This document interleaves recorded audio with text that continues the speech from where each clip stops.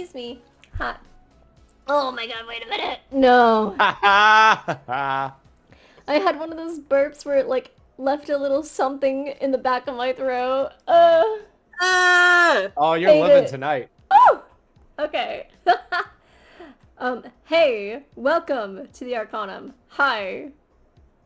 Cece, that's my fucking name. Hi, I'm Cece. I'll be your DM tonight. I am the DM of Secrets of the Arcane Universities. So one of our players tonight, Kendra, is going to be sitting out.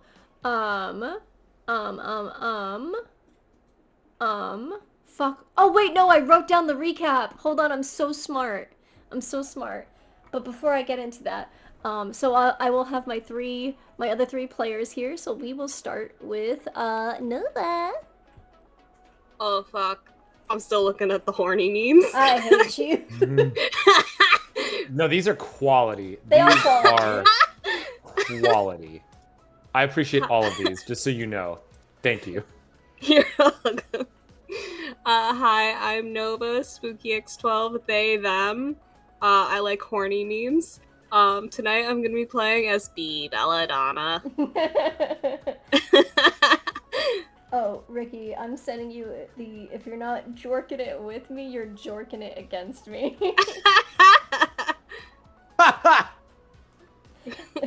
Alright, next up, Bob. Oh, fuck.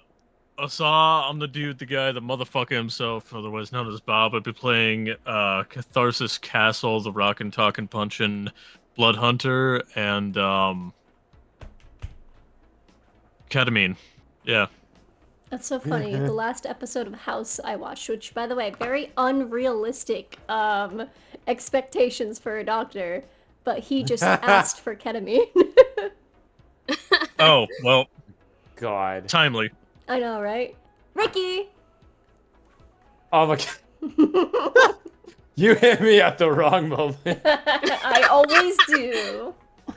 I just saw the last one fucking... Oh, you're cool. Oh my god. Sorry. What? No, Nova, the got your clip one just got me really. Casey sent me that one! Oh my god. Oh. Hi, it's me, Ricky. I am not him, but I am playing. I am playing Corvus. He.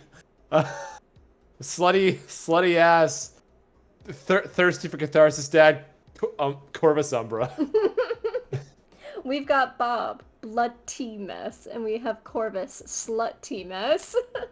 Oh yes, yes, absolutely. We love it.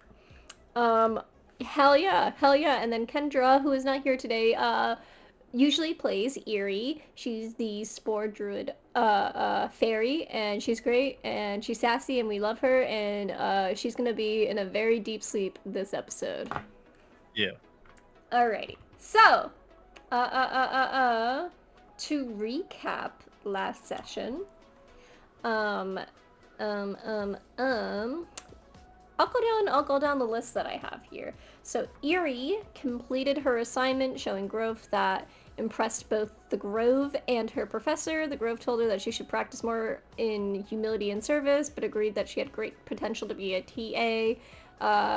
They also asked her to investigate a platinum blonde elf who once sought out the Grove's approval but was rejected. In class, Erie's assistance to another student did not go unnoticed, though. And then, shenanigan things happened, and she ended up back at the coolest place ever, which is the frat for the BFFs.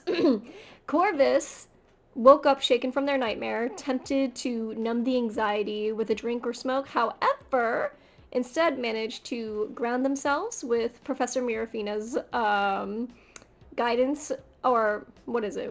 You thought of Professor Mirafina, thought of the techniques that they gave you, and it helped keep you grounded. And you've also had your roommate, Amaria, who admitted to having unsettling dreams as well.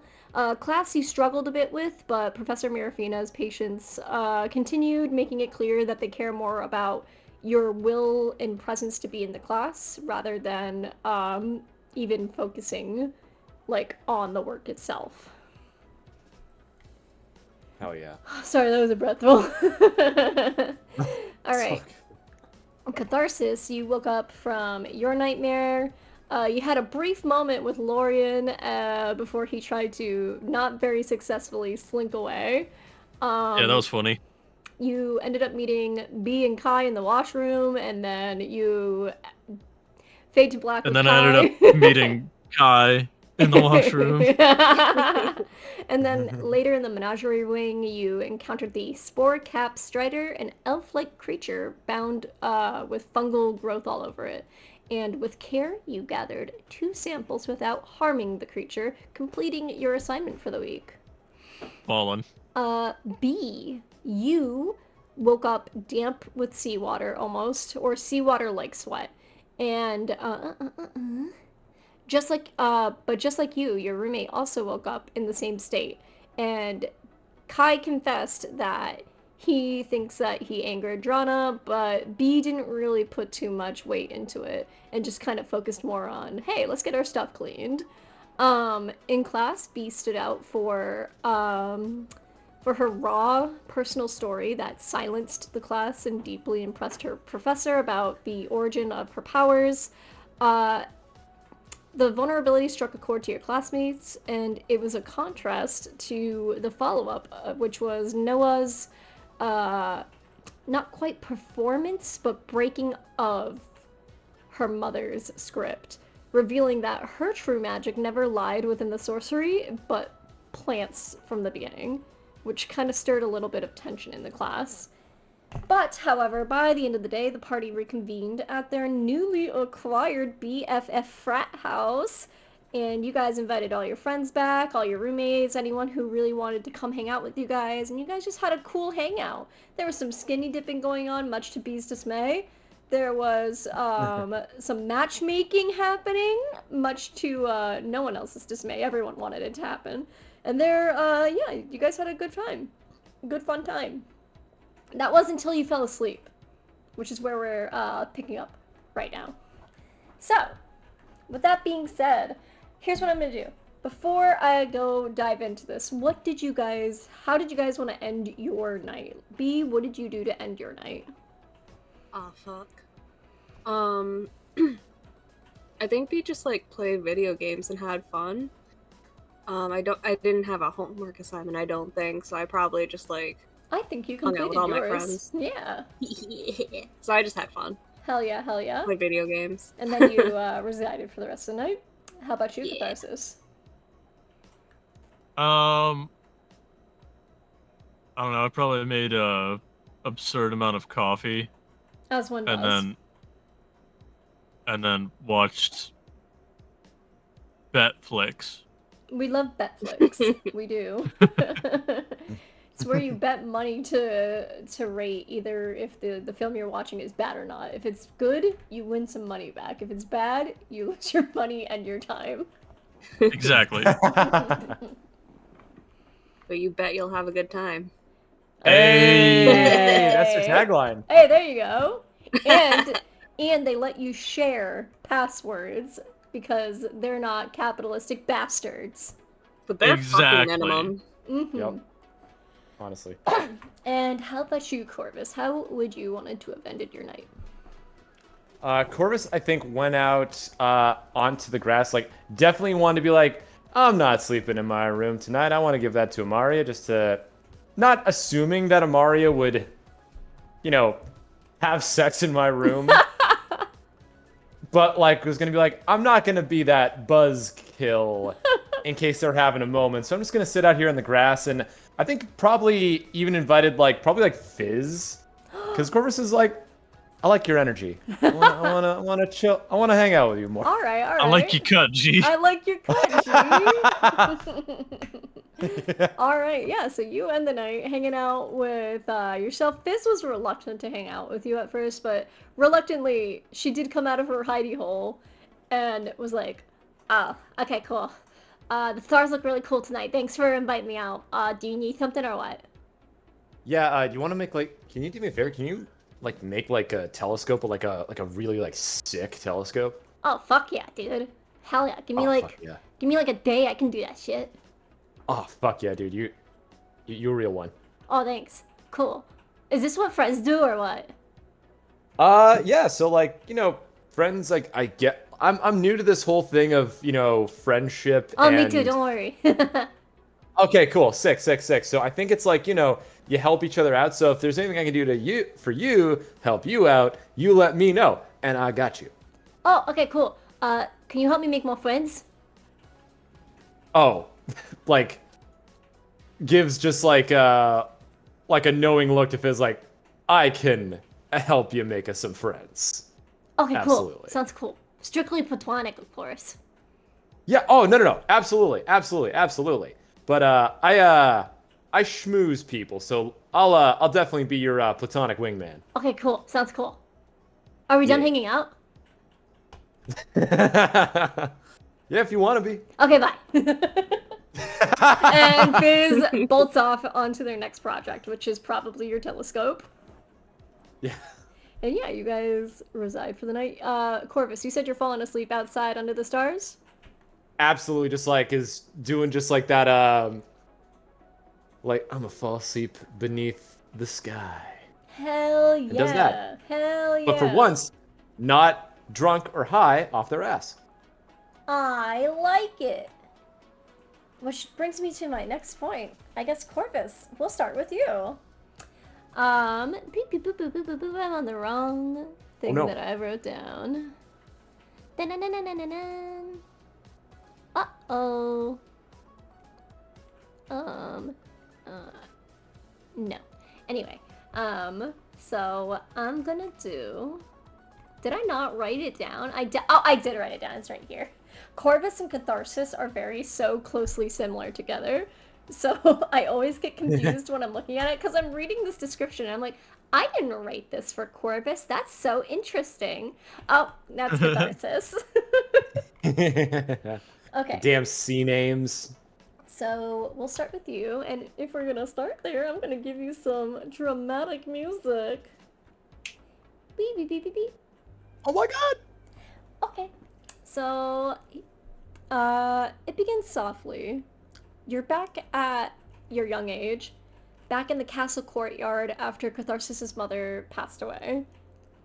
He's on his training mats. They're kind of having like this nice, like, it's kind of lit with the sunlight fading, streaks of like oranges spilling across the stone. It looks really like, it just looks really nice, alright? It's very aesthetically pleasing. But probably not quite matching up with how Catharsis feels. He remembers, you remember this moment. The weight of silence, the bruises on Catharsis' arms, and the way that he wouldn't stop sparring, he wouldn't stop moving, and he wouldn't stop burning. And at first, it just feels like a carbon copy memory. It feels real. You know, Catharsis is there. He's striking the dummy with his bare fist again. And his knuckles at this point are just getting raw. And you're sitting nearby watching as you always did. Just trying to be there for your friend. And at this point, I will let Ricky and Bob take over for their past memory here. That was a good strike there, bud. Nice one. Thanks.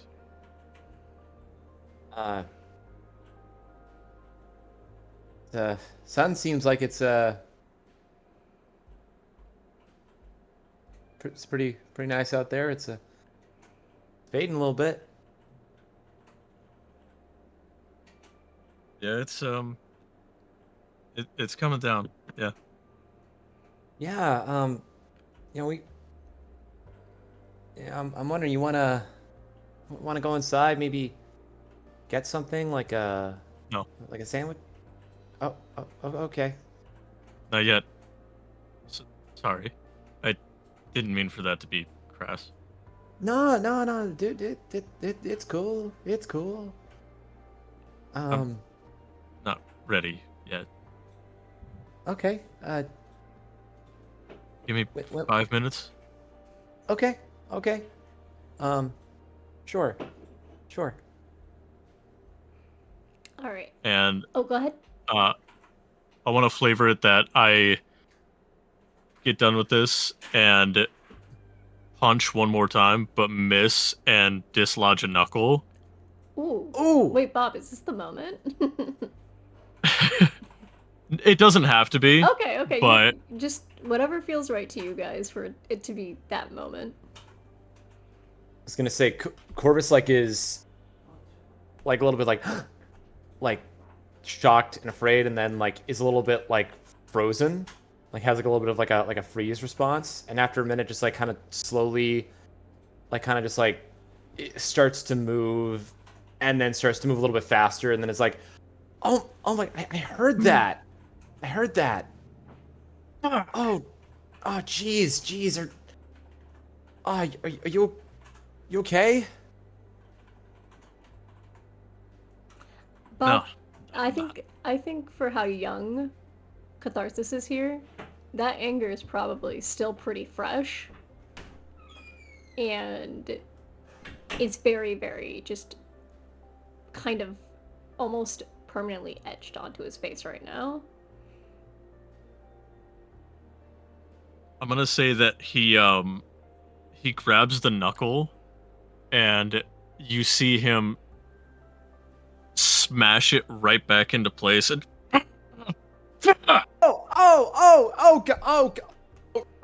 Oh God, but buddy, and Corvus is like hesitant too, but he like starts like put his hands like on Catharsis' shoulder. But buddy, he throws your hands off. I'm good. You just hurt yourself really bad there, bud. Like, I heard that. I think you need to like see a healer or something. No, I'm fine. I've got this. No, I think Corvus at this point is like getting a little bit mad themselves, and it's just like come on, man. No, you don't. Like, and like I think at this point like tries to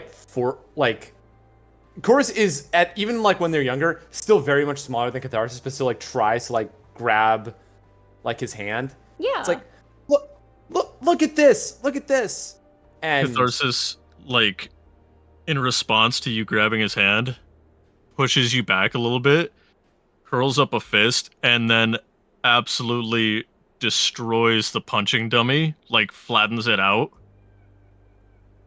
And then just, I said I'm fucking good! I appreciate your concern, I don't think but you I'm do. good. No. Hey now. I'm gonna call it. That's At this point, Corvus, I think you have this purple aura starting to form from your fists, and it's not a damaging aura, but it's new to you, but it's reaching out to Catharsis's wounds.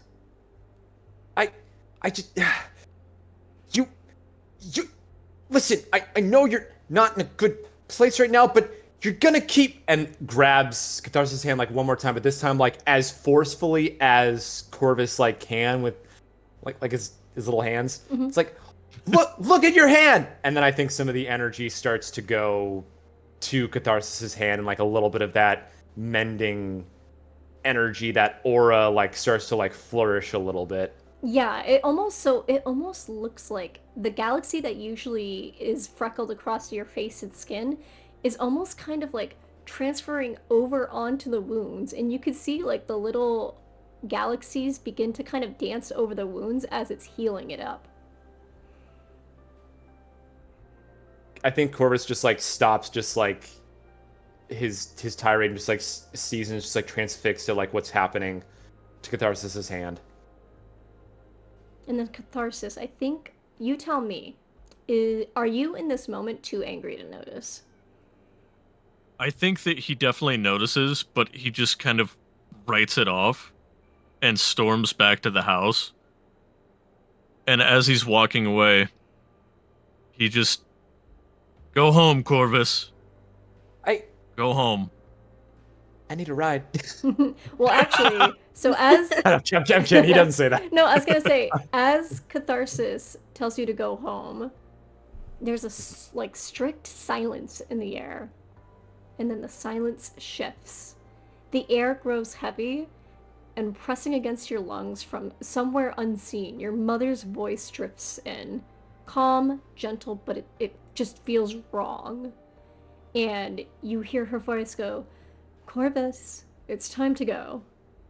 The shadows drip from the courtyard, and they crawl out like spilled ink across the mats that have been probably just dripped with Catharsis' blood at this point. Jesus. They stretch out like and they latch onto your legs, pulling you backwards, almost like you've like pulling you strong enough to where it kind of like pulls you onto the ground, and now it's just dragging you. No, not this. Not this. Catharsis, no, please, no, stop. I feel like at this point Corvus doesn't know if he's saying to Catharsis like no, stop, because he's worried about him, but I think at this point now it's just shifted fully. I feel like probably like in the memory, like he was like, no, this isn't right, like, well, no, you shouldn't be alone, but this is where the memory starts to turn into nightmare.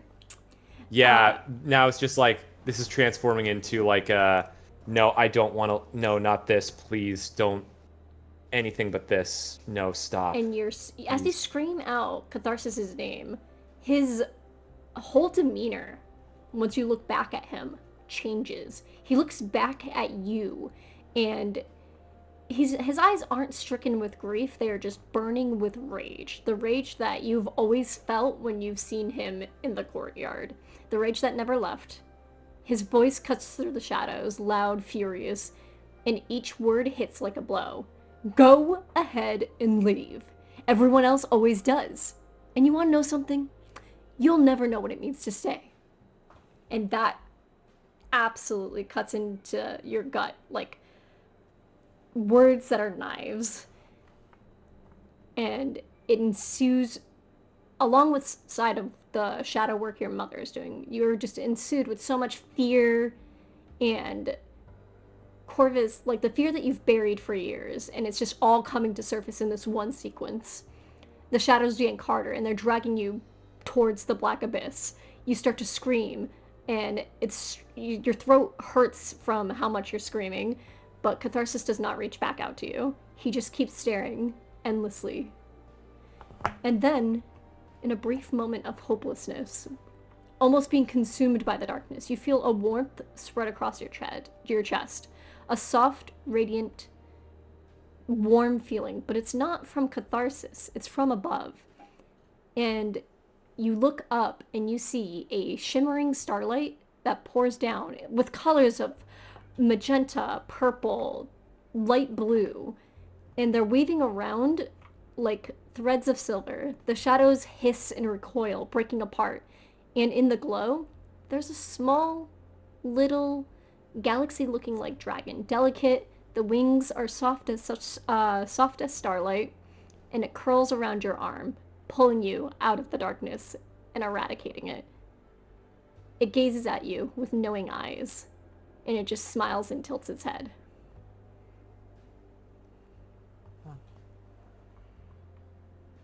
Oh.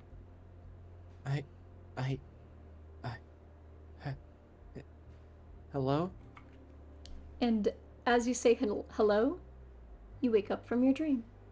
And you feel a small little pressure on your chest. That dragon never faded away. It came with you. Oh my god.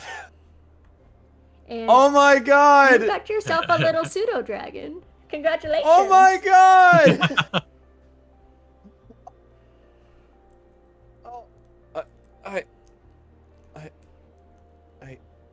Oh, hey there. Am I? No, I'm definitely sober. What? Hey there. Corvus, like, as hesitantly as possible, reaches out to touch it, feeling like if he touches it, he's gonna wake up again. So you touch it, and it feels real. It feels absolutely real. You feel its scales, and it nudges up against your hand, and it almost coos like a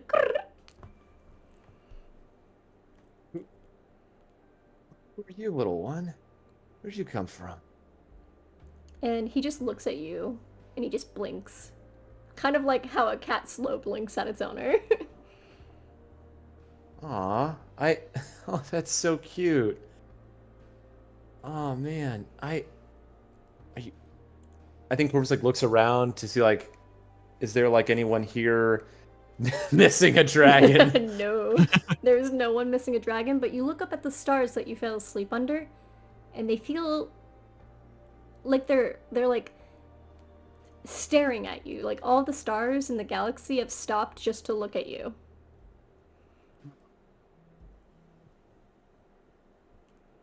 Wow, that Corvus like looks up, like turns his head a little bit, thinks, could it be? He's like, maybe. When you start to think, could it be?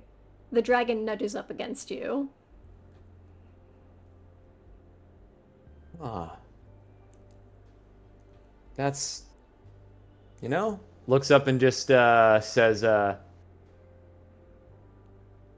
thank you. And then gives like a little like and a finger gun because it's still Corvus. The dragon tilts its head at the finger gun.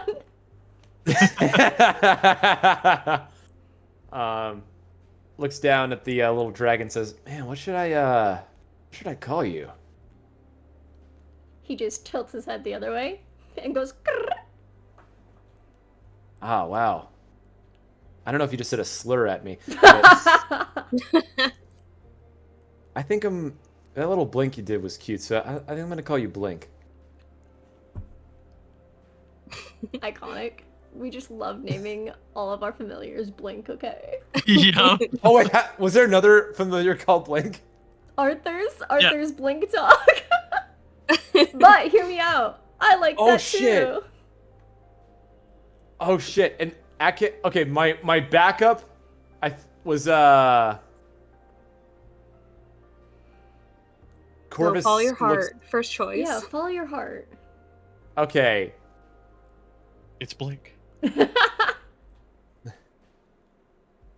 I think if I'm gonna follow my heart though, I'm like, all right, because as soon as like you said familiar, like at the beginning of the session, I was like, all right, I think I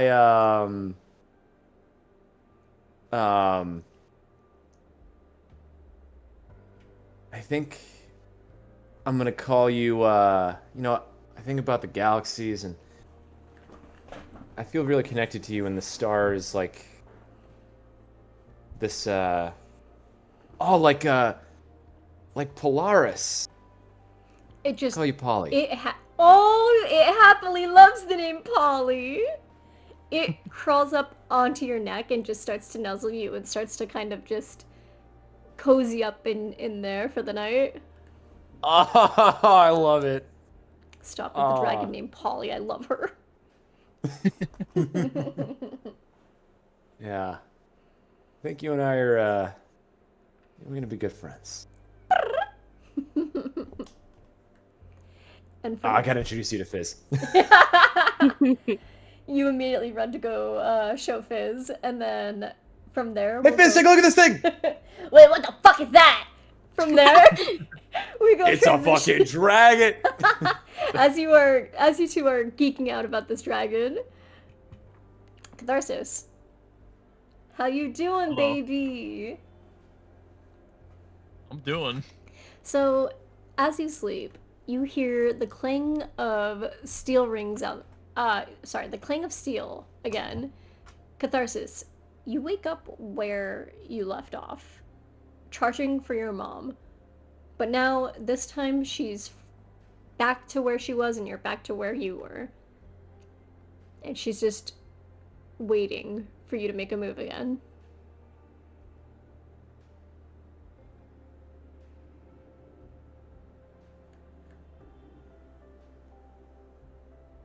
If I try to speak, it's still going to be the same.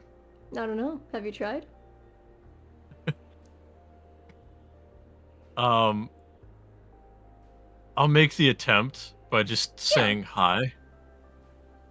Make a Constitution save. Oh god, okay. 12. 12 isn't gonna cut it. Your throat starts to hurt when you try to talk. Like, you can feel the pain physically there, and it just renders you unable to speak. Oh, sorry, there we go. Woo!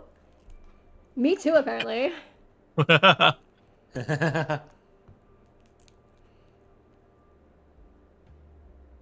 um, At the very least, though, okay. this dream feels different enough to where you actually have the capability to try and push past it. You just failed this time.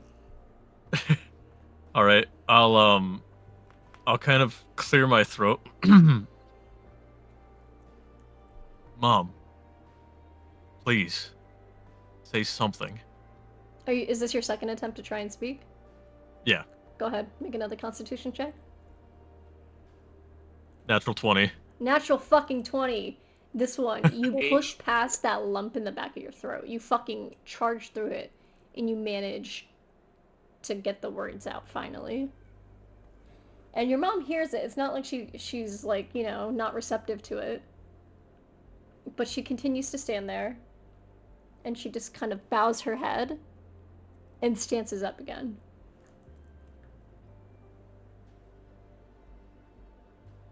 Mom, I don't want to fight you.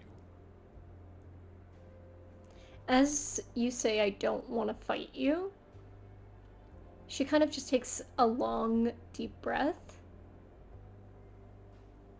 And then she charges at you. And let me ask you a question, because I have other dice here. Can you just tell me what your AC is really quick? Yep. My AC is 15. Alright. With a 22, she hits. And she's gonna lunge at you with her sword.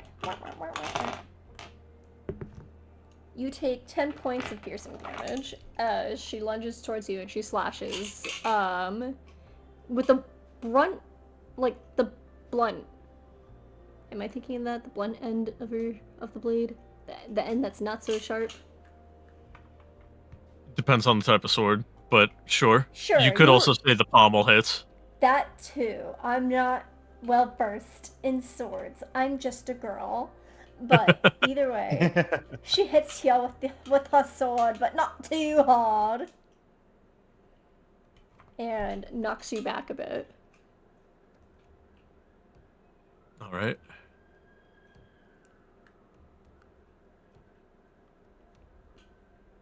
She awaits your next move.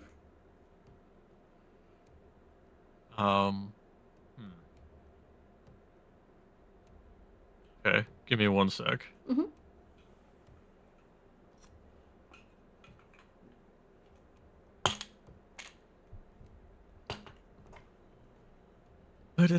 Sorry, I'm just reading. No, that's okay.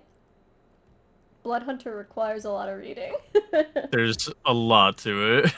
I'm gonna say it feels like it feels like a very technical class. It is. It's super technical. I will say I took the least technical subclass for it. Hell yeah. I'm going to use a bonus action to invoke my Crimson Right onto my hands. Okie So now whenever I make an attack, it'll be the damage that I do plus 1d4 necrotic. Okie dokie. And I cannot do that because that was my bonus action. So I will just make a regular unarmed strike. Yeah, roll to attack. 19? 19 hits. Roll your damage. Okay. So it's base 4 damage for my unarmed, and then my crimson is 1d4 necrotic, so let me roll that. Mm-hmm. Alright, so 4 regular, 2 necrotic. Yeah. So. I'm sorry to do you like this.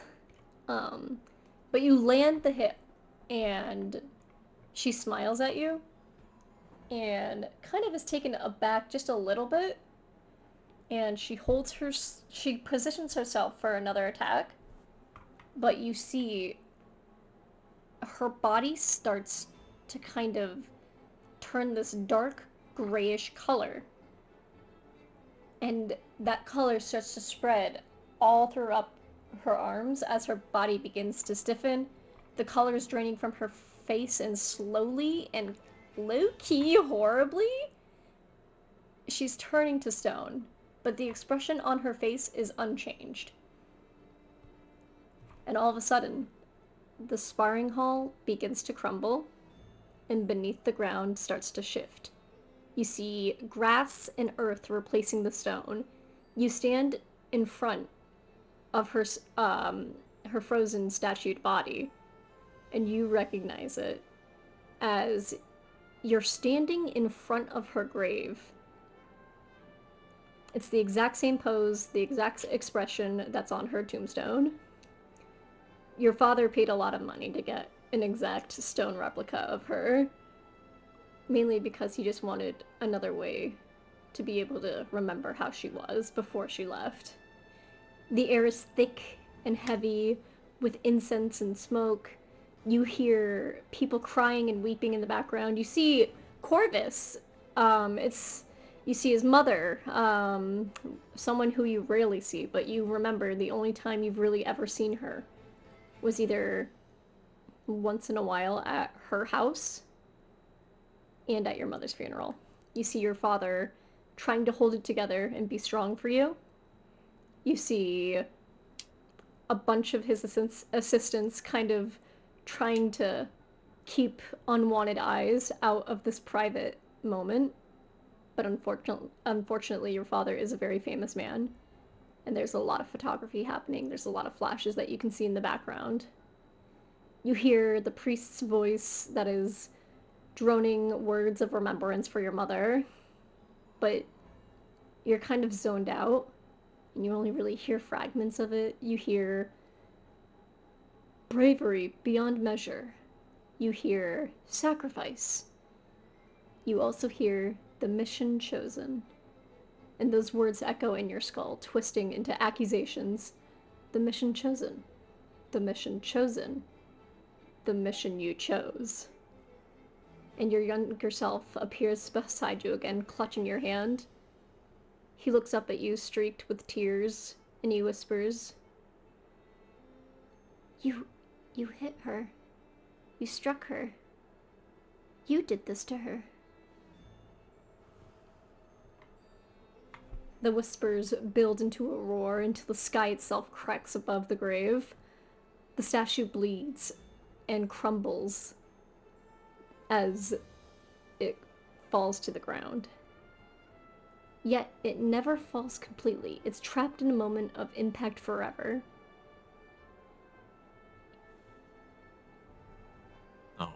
No. I didn't do this. I can still fix it. Healing hands. You attempt to healing hands, but the stone is still cracked, and it won't go back to its original state.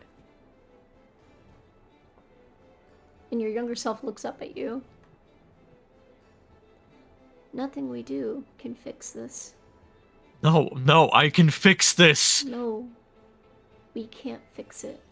We And I start grabbing all the pieces together, and I activate my Radiant Soul, and my eyes go completely white, and two wings sprout from my back as I grab all of it and start trying to fly. Yeah. I tell you what, I'm gonna let you narrate this part for me, and you tell me how you end the sequence.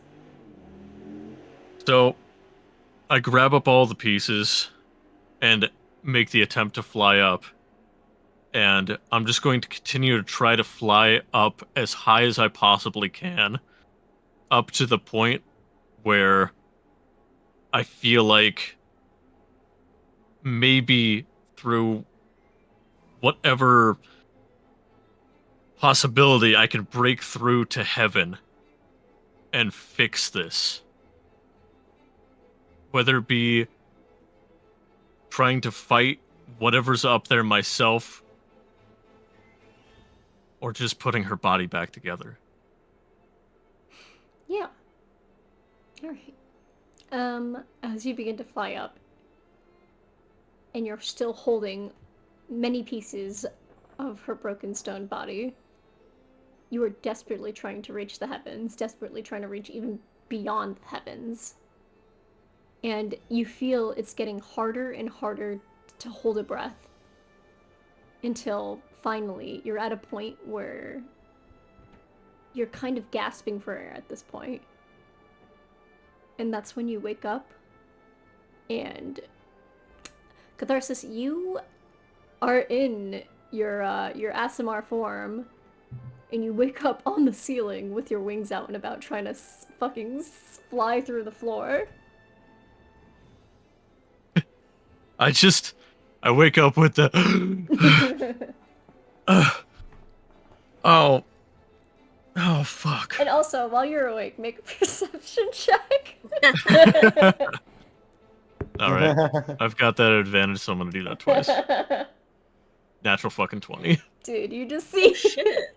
Hey. you see Lorian looking at you from the corner of the room with that face of like, y'all watch the Amazing Digital Circus. You ever seen how annoyed Jax looks or how disgusted he's looked? That's the exact look that Lorian has on his face as he You just gonna do this every watches, night? as he just watches you. I look over at him. I just go, "What? You never got the falling sensation while you were dreaming?" You know, I have, but now that I am rooming with an Asimar, this kind of takes it to an interesting point, huh? A little bit. You gonna get down up there, bud? Oh, yeah. Mm-hmm.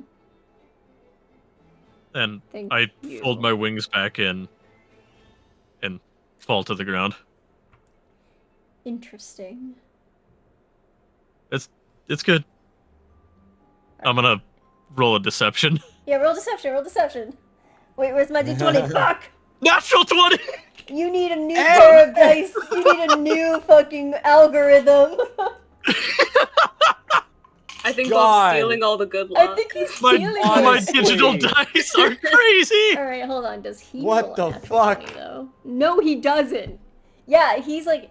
Yeah, you know what? That makes sense. Yeah, that makes sense. Yeah. Well, it's no big deal. yeah, It's alright. yeah, I guess in the most polite way I can say this, keep it down, please? Yeah, I'll do my best. I'm sorry. Yeah, no, you're good. You're good. What? Yeah, actually, you know what? I'm gonna go back to bed. Yeah, I think that's a good idea. I think we should Alright. both forget this happened. Cool. Cool. I'm good with that. Yeah. Chill. Alright, and you guys go back to bed. From that point, we're gonna transition over. I gotta go to the tippity top of the page because I wrote about Bee first today. Alright, and we're gonna go transition over to Bee Belladonna! What's that? Alright, the dream picks up exactly where the last one ended off. The train is still suspended in the coils of those massive tentacles. The water outside isn't still, it just kind of feels like as though the abyss itself has eyes. And in this moment, it just super feels unnerving for you. Like you are a fish out of water underwater. And the tentacles start to slowly slither away, vanishing into the black void of the abyss of the sea. And the sea almost stands up. Actually, it's more of like it forms into something almost human, but not quite. As you see the water outside from the window begin to almost dance as it forms the shape of a woman. made of entire ocean itself. Her limbs are tapered in these, like, I don't know how to describe it, but it's essentially as if all of the seaweed in the sea is kind of coiled and mixed with all of the water as well. While still the sea itself is maintained, it's just her form is taking shape right there with everything surrounding it. Where hair should be, streams of foam curl in an unnatural wreathing motion, tipped with crackling lightning. Her eyes are this very bright, almost like glowing seafoam blue, and they don't blink. It's just very direct eye contact at all times, very predator-like. Her mouth never moves, but a voice arrives inside your head, Bee. And it's as if it's like cold water getting poured inside of your brain. That's what it feels like when you hear the voice. What is this?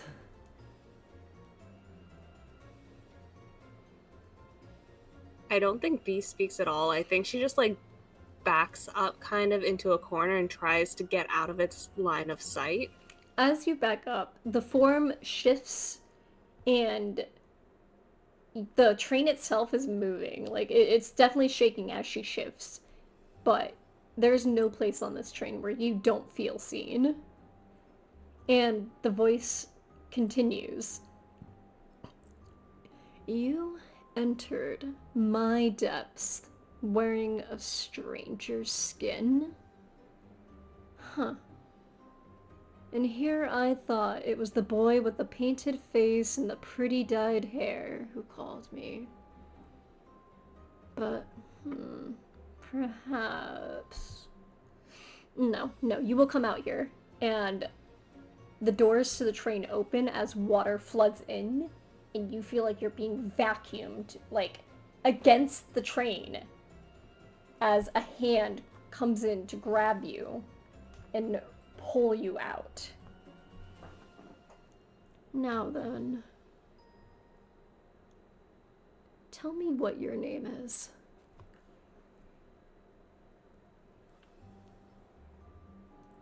What are you, a cop? There's no response, but you just feel all of the, like, crackling electricity in her fingertips begin to kind of intensify, not harming you right away, but it definitely is making you feel uncomfortable. No authority could match mine. So, again, do you have a name, or should I just give you one? I kind of want to use shape water to try and push her away from me. Yeah, as you try to cast shape water, you notice that it has no effect down here. In fact, nothing spellcasting wise that you can feel would have effect in this area.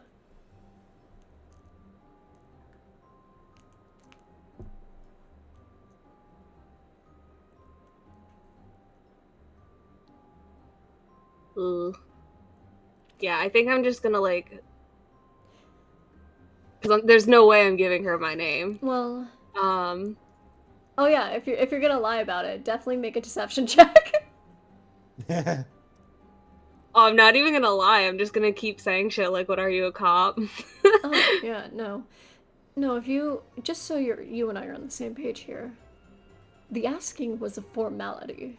I could just reach in there and grab the information I want. I'm in a good mood today. You should take advantage of that before it becomes a bad mood. What do you want? Your name. Simple as. You got a close second? You entered my domain. You waste my time. I grow bored of these antics. I will give you one gracious final last chance. What is your name? Before I just go in there and I take it. Can I tell that I'm dreaming or no? I guess that would be up to Bee's interpretation. Ooh. Can I roll for it? I'm not making you roll to see if you're in a fucking dream or not. That's up to your own free will.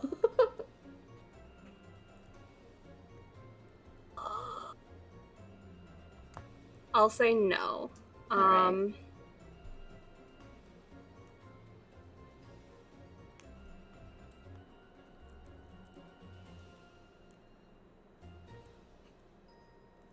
I think I'm just gonna keep struggling to try and get away from her, because I do not want to give her my name.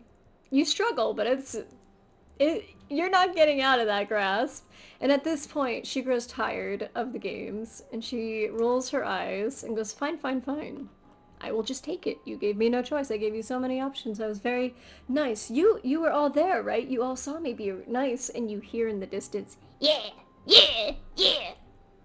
And it's a bunch of it's a school of fish just hyping this sea woman up. I'm gonna yell at them, fucking narcs. Fuck you! Fuck you! Fuck you! And Fuck as you! you have a fuck you match with the school of fish, you feel a little zapping sensation in your temples, which is gonna leave for a bad migraine when you wake up, as she extracts the information from your brain. And that feeling that I told you, where it kind of feels like she's just dumping water into your brain, it's now that water is starting to have some motion. It's starting to have a current, and that does not feel good in the noggin. As she pulls a finger away, and she grabs the name, and you physically see her holding your name. Oh. Bee Belladonna. You are a sea creature, not a bee. That is not fitting for you. You don't even know me. I tried to get your name nicely. You decided to be disrespectful in my depths, in my abyss, in my domain. Even the painted face boy was so much nicer than you. Where's that one? You leave him alone. He doesn't want to see me tonight. That's so cruel. He called upon me not once but twice. I'm simply giving him what he wants. You, however, crept into my domain with whatever this contraption. Is this a snake? Is this a man-made snake? I don't know what this is. This is disgusting. But you've tainted my domain and snuck your way into my home. All I asked was your name. You give me nothing. You give me grief. You give me... What are you, a narc? No. I am the sea, and I am the storm. You know who I am.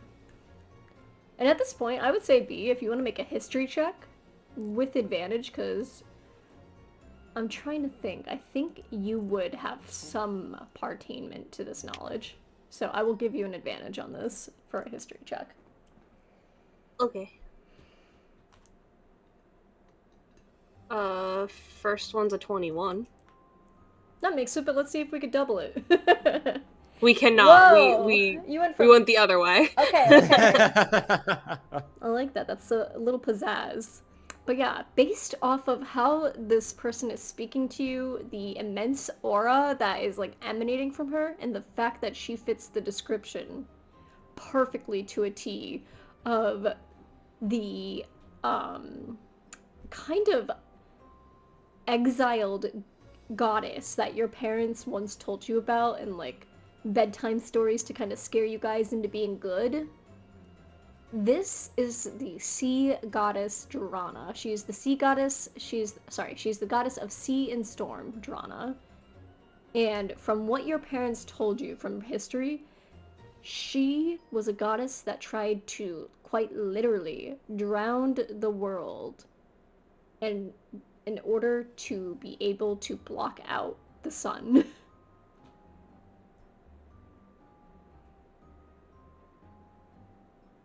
I'm gonna look at her and be like, oh, Bee, why are you talking shit? This is so interesting. I like how You like asked I my- like how Nova's like, B, please don't get me in trouble. And B's like, fuck you. Bee literally doesn't talk her shit unless it's the worst time possible. Stands on business. You ask my name, but you do not respect my boundaries, and you go searching and put your hands where they do not belong. Anything that enters my domain belongs directly to me. So yes. This does, unfortunately, belong to me. The interesting name that I did not give you, with skin that I also did not give you. However, and she gets really close up in your face. She brings the hand right up to her. However, you certainly have to be mine. Because otherwise you wouldn't be able to be here. So then, how did you get here, little one? A giant man-made snake, apparently. Apparently. Well, I suppose if you are mine, I shall keep you. However, if I find out by some divine means that you're not mine, I will drown you until I find the one who brought you here. So I suppose you shall stay. I will keep you around. You are somewhat entertaining.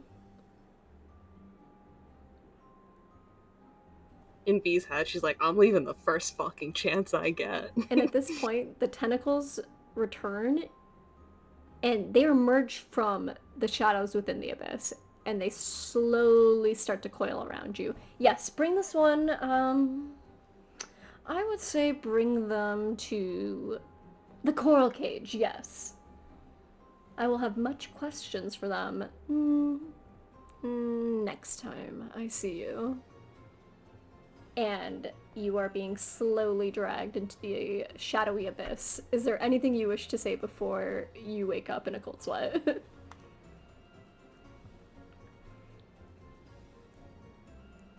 I think I'm gonna fight against whatever is bringing me. I'm gonna just say this right now. If you want to fight against it, you can make the strength saving throw. Oh, I know I'm not making it. Yeah. As I'm being dragged away, I'm just going to be like, I don't belong to anyone.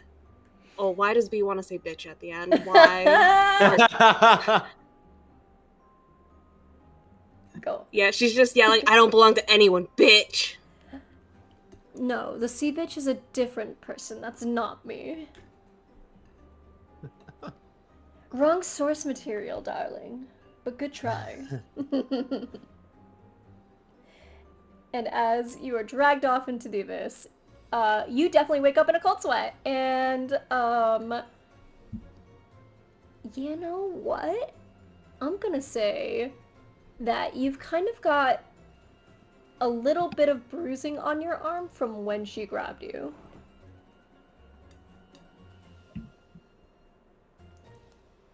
I think B's just like pissed. And is like in her head just like, fuck you, fuck you, fuck you, fuck you, fuck you. And you notice this time Kai is not awake with you. He's sleeping very soundly. Is my bed wet again? Yes, it is. I'm so Alright, I'm gonna... Hey, at least you know you're not peeing it. I'm gonna wash my bed sheets again. And then I'm gonna take a shower. Okie dokie.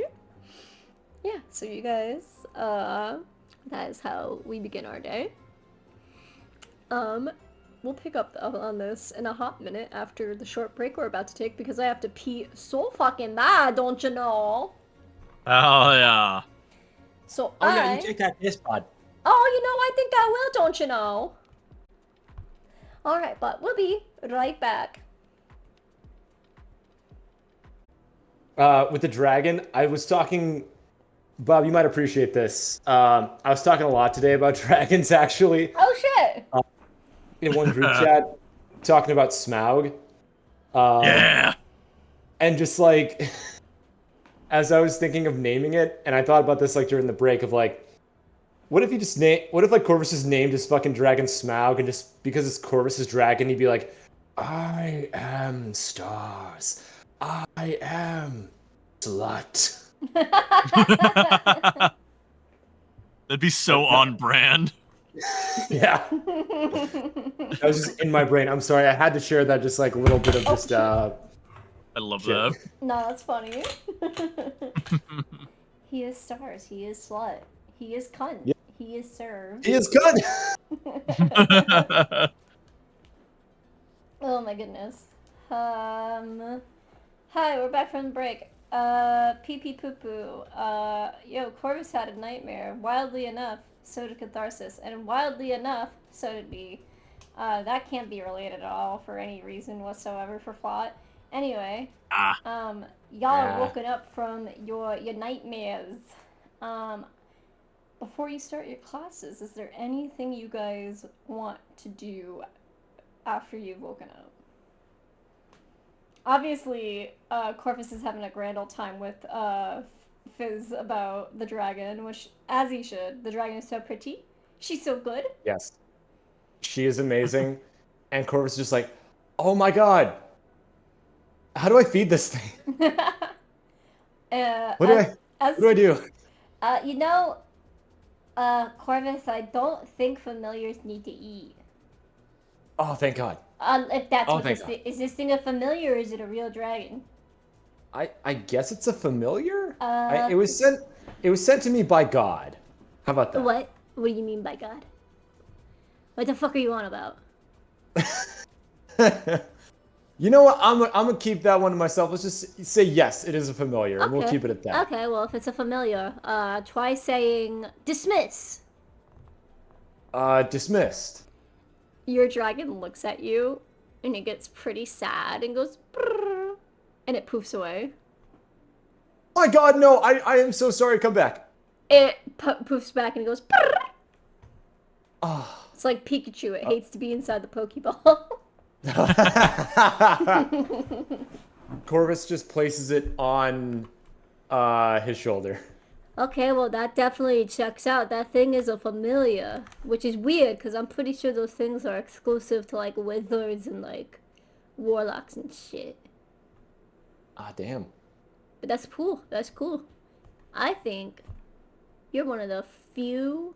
No, you're definitely the first... What are you? Healer? Is that what your Cleric. gimmick is? Cleric!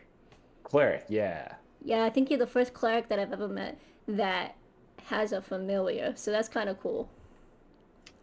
Corvus's little hair flip. Yeah, it is. I mean, technically speaking, I could make myself a familiar, I just don't want to.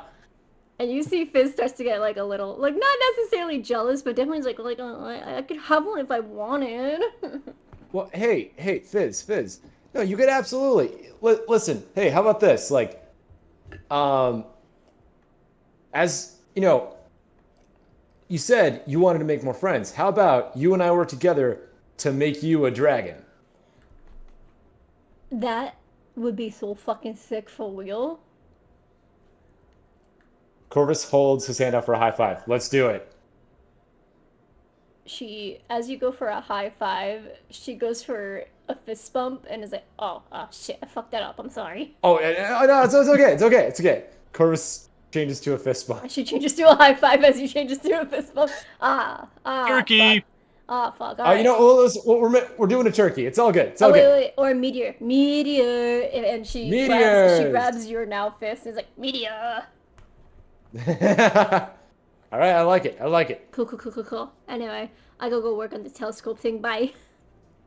All right. I think at this point, Corvus, you get a text from an unknown number. Corvus looks at his phone. It reads, "Hey man, you still mad at me?" Oh, it's Scott, isn't it? Should I do a perception check? Uh, over through text, it's gonna be a disadvantage, but I would say insight, definitely insight. Okay, let's roll some motherfucking insight with disadvantage. All right, first one is, come on. Why is my system so slow on D&D Beyond? It's so weird. All right, first one's an 18. All right, all right. I don't know what the word for it Second. is, but what is it with like you need to clear the cookies or clear the cache, whatever. Cache. Yes. Sometimes you got to clear that from your browser to help it kind of boost up the speed. Makes sense. All right, with disadvantage, it's actually a 16. All right. Well, with a 16, while you can't really discern where the number is coming from, you don't really know anyone else who would just text you that out of the blue. Okay. So it could be safe to assume that it's Scotty. All right. Corvus looks at the phone, opens up the message, looks at it for a solid second, and this writes, "New phone, who dis?" All right, all right. A little bit of the Kind of knowing like that would piss him off, like if it was Scott. Yeah. A little bit of the little text bubble pops up, and it goes on for a little bit there. Stops, it goes, it stops, it goes, until finally this paragraph that does not sound like something Scotty would write is sent, and he goes, "Hey man, I've been thinking a lot about the attitude that I've had here, and I think I have a serious problem. I think I probably am at fault here, and I don't want to lose my friendships because I've been acting like a peenar. If you're willing to talk it out, I'd be willing to talk it out. And if not, I get it. Anyway, I'm sorry." Signed off as Scotty. Okay, Corvus, like, there's a big part of him that wants to say fuck off anyway, but because it's Scott and because of their history, Corvus, like, thinks of just, like, 4 different ways he could angrily text back, which just says, "Fine, let's talk it out. I'm willing to hear you out. Let's meet in a public place later on today after classes, if that's cool with you." Yeah, sounds, immediate text back is like, "Yeah, that sounds good. You want to meet at the library, question mark?" Let's meet outside the library. Sounds good. Okay, and then Corvus leaves it at that. Nice. Alrighty. Bee Catharsis, is there anything you guys want to accomplish before our classes start today?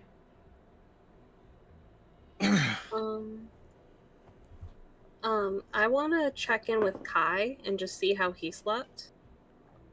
Kai's still asleep. Kai, I fear you will not get a hold of until the last moment possible he needs to be awake. Ugh.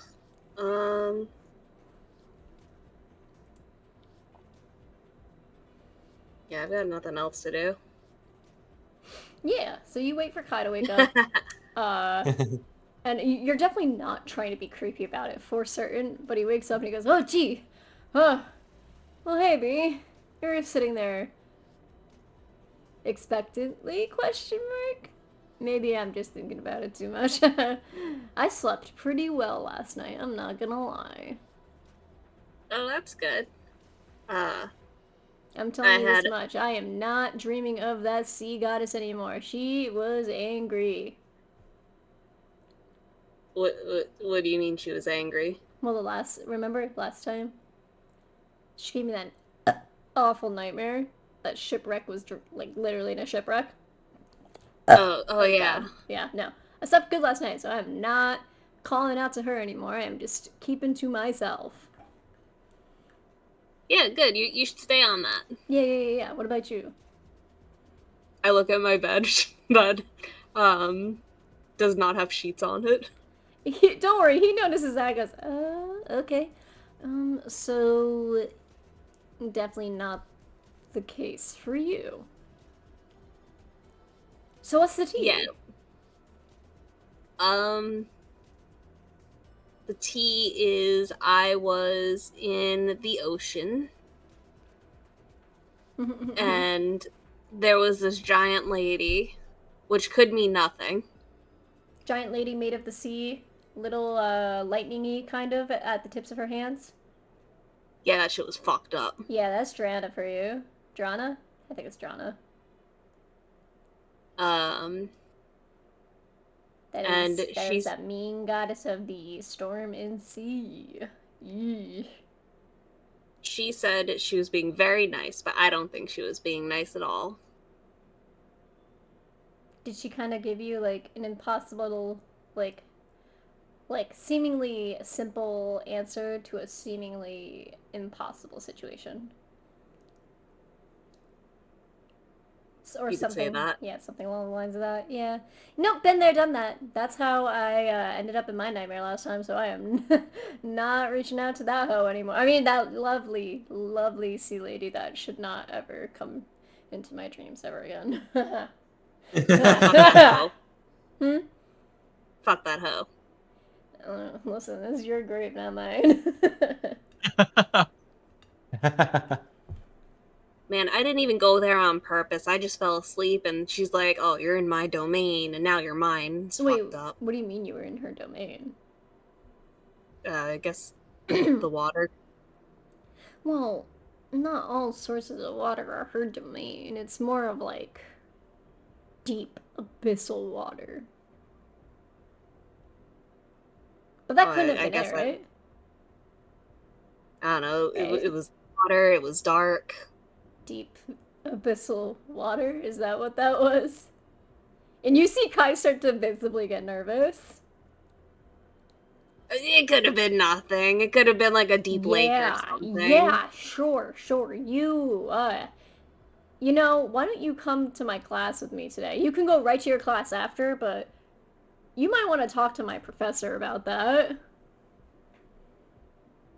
You know. I don't. No. They're not scary. They're not religion down your throat kind, but they might be able to kind of help piece together what's happening or why you ended up in the abyssal domain of Drana, the goddess of sea and storm.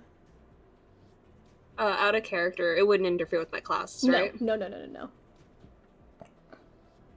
Yeah. I mean, I'm agnostic, but I'll come along. Okay, yeah. Let's go to class, because I think you need an exorcism. Jesus Christ. What is a god to a non-believer? Right? I think we need to get you a fucking exorcist. What is Immediately. a king to a god? What's a god to a non-believer?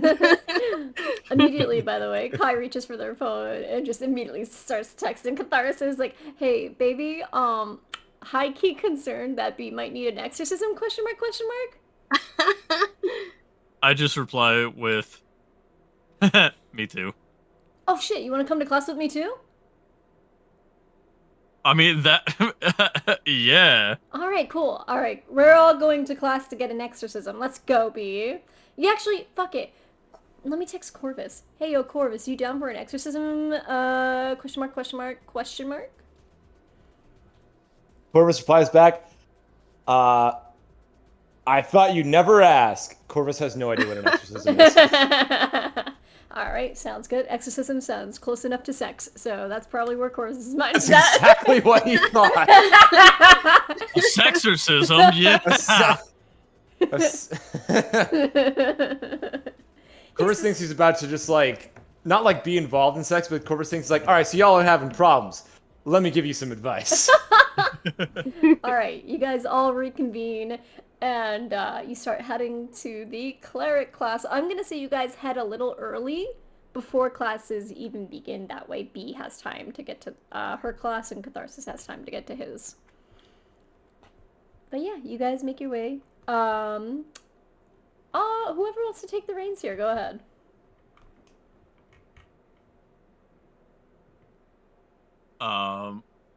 So I'll just fucking book it to my classes. What do you mean? Yeah. Wait, what do you mean? Hang on. Did something cut out? I heard the classes bit.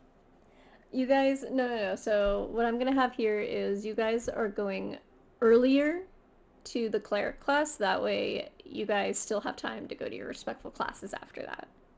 Okay, I misinterpreted. My bad. No, it's okay, it's okay. I might have just misworded it in a weird way. Anyway. I think we... Oh, go ahead. No, you have something I don't.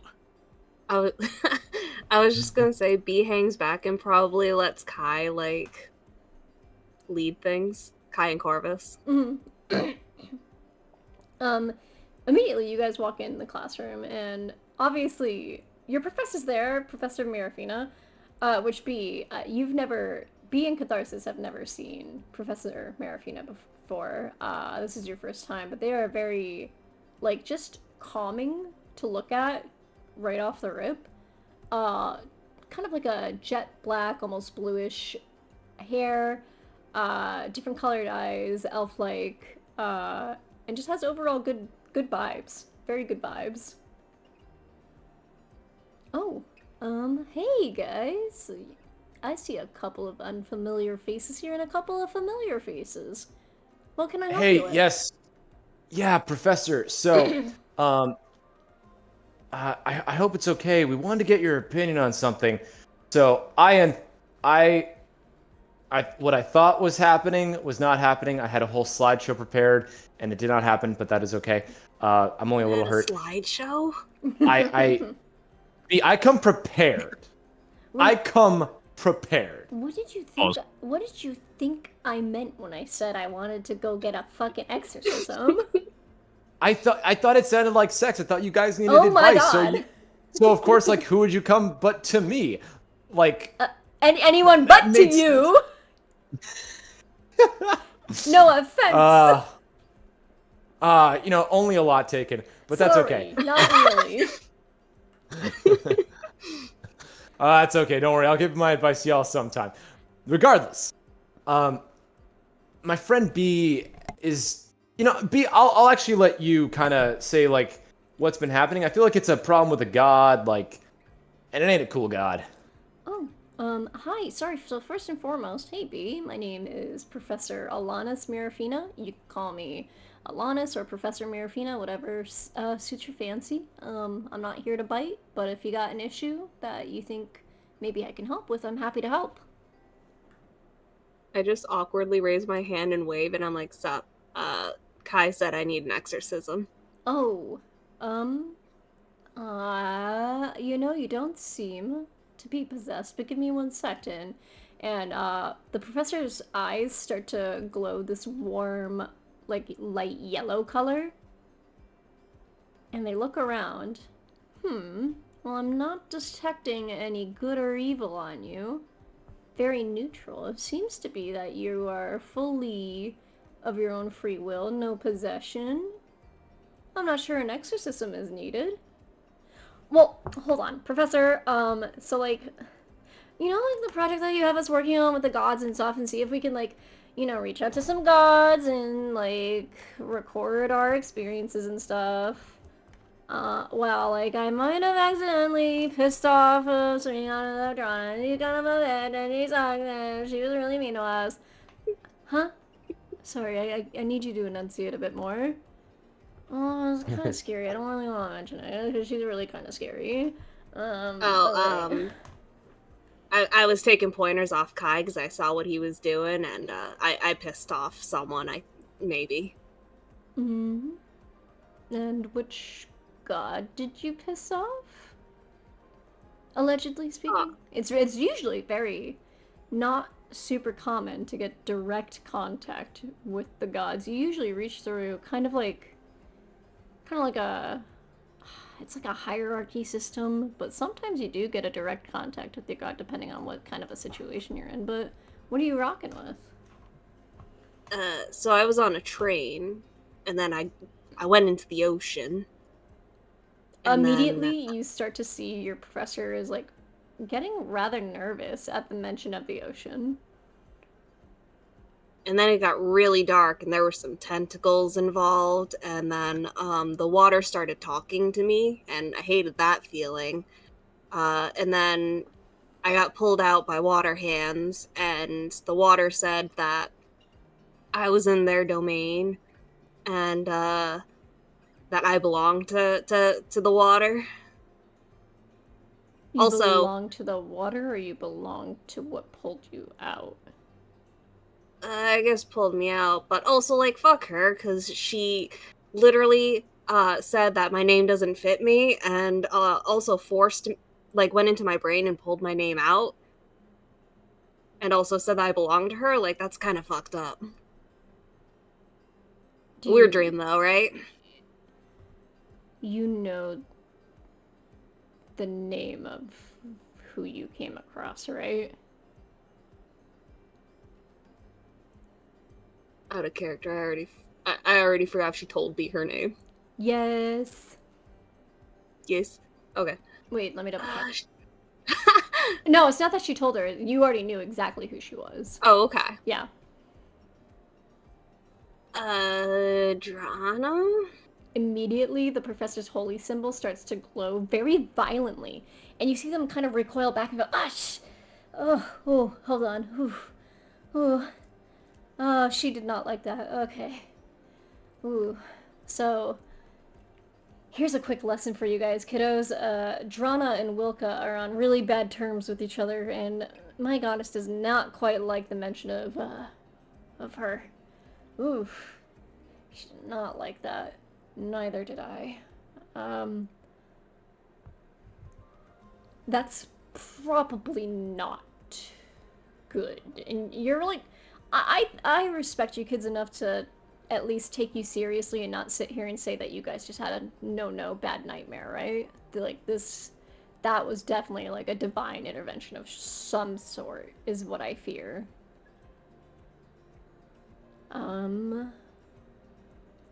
Right? I mean, it was definitely an intense dream, but do you have, like, I don't know, like a symbol or something I can just hang above the bed to keep the dreams away? Sorry, Corvus, Lobotomy? were you gonna... Lobotomy? Corvus, were you gonna say something? I was gonna say, is, like, as we're trying to talk to the gods, like, I feel like calling her a soggy bitch is not gonna be the solution offhand, but could it be? No, not with that one. Okay. The one who I should not name, she is a very vindictive and spiteful goddess. She really only thinks about herself. She thinks of anything that's within her domain, anything that's comes from water, anything that is birthed from the ocean belongs to her. Anything outside of the ocean is for her to conquer. No,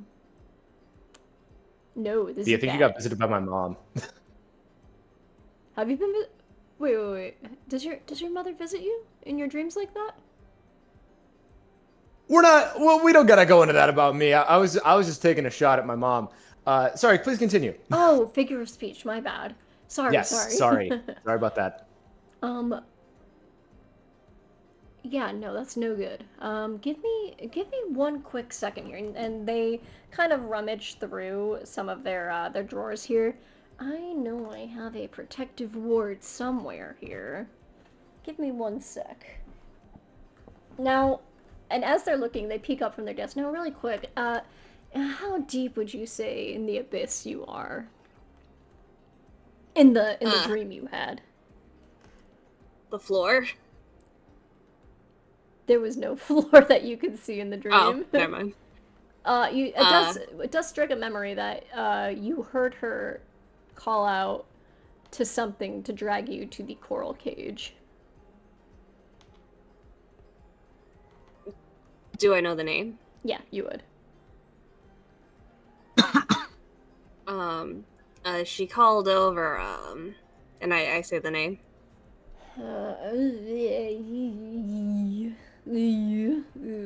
That's pretty deep in the domain. All right. Well, and they're taking a look at you. All right.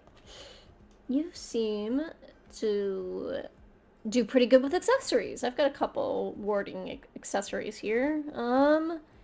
Okay. What would you prefer to keep on your person at all time? I guess a cool bracelet. Yeah, I've got so I'll do you a good one here. I'm gonna give you 2 bracelets for extra precaution. Put one on the left, put one on the right. They're gonna have sigils of Wilka on them. Hopefully, she will.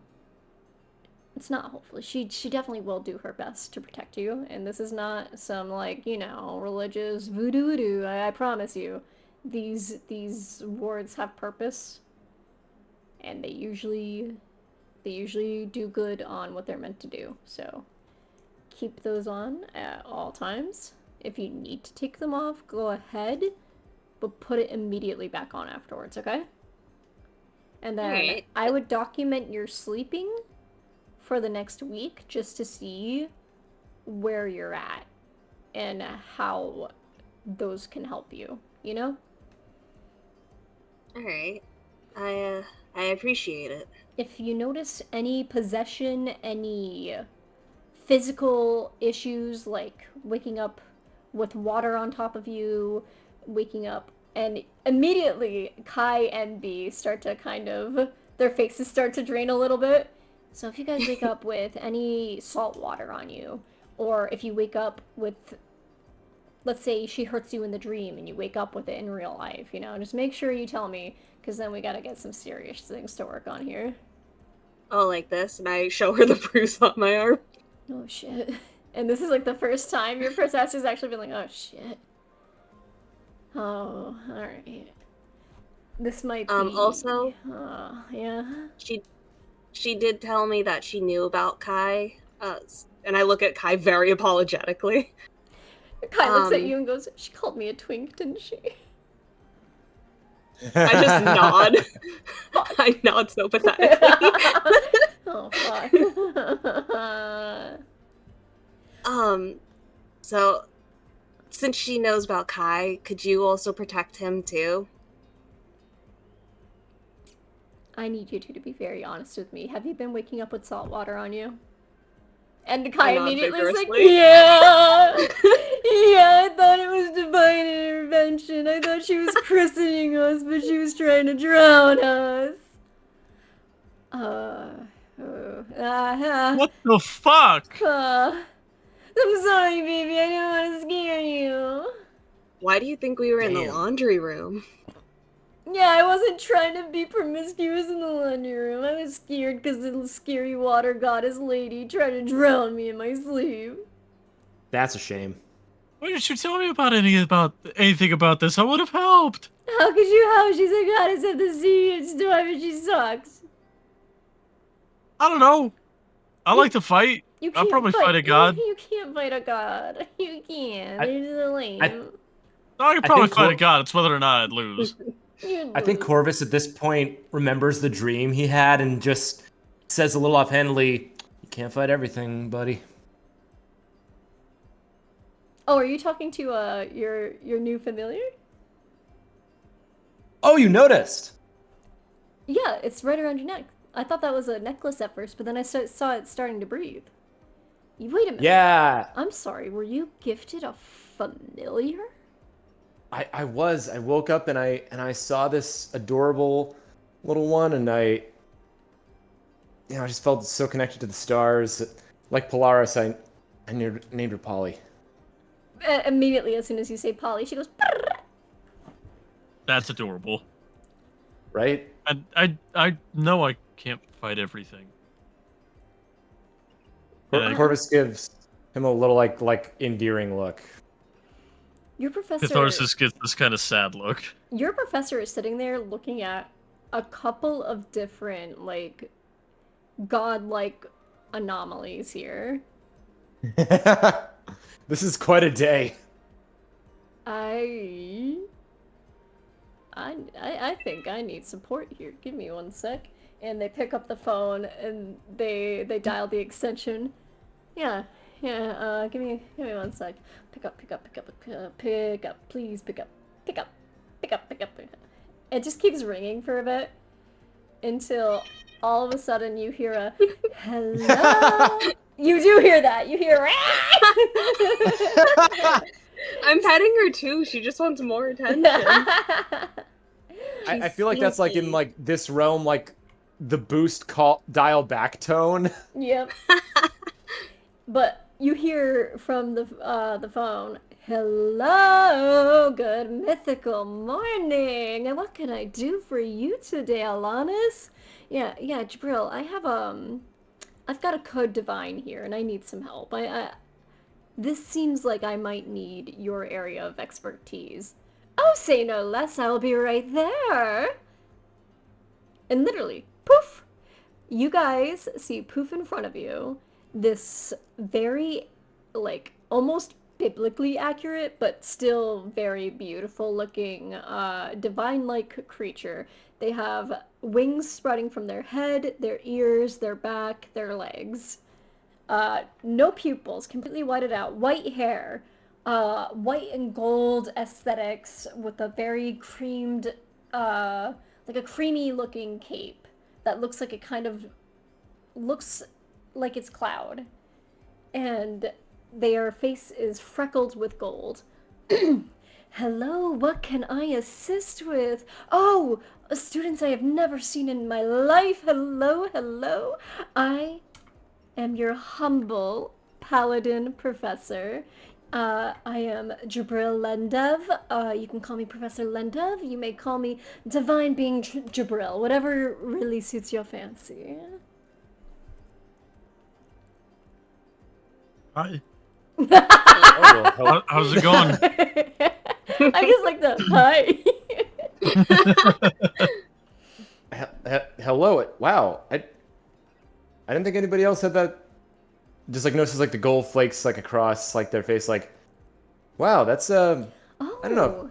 Corvus just feels like a kinship a little bit. Yeah, I feel like and to that. immediately Jabril like, gets up in your face and goes, "Oh, look at you! You're star-touched.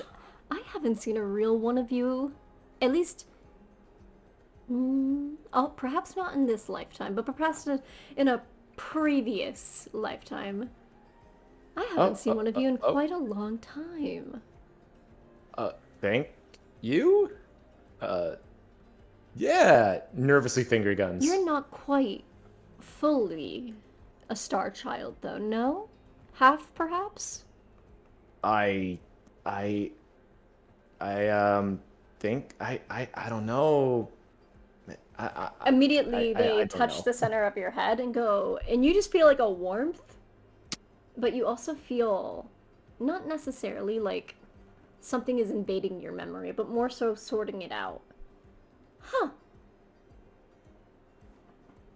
Your father is of human descent. How interesting. Wait, what? Yes.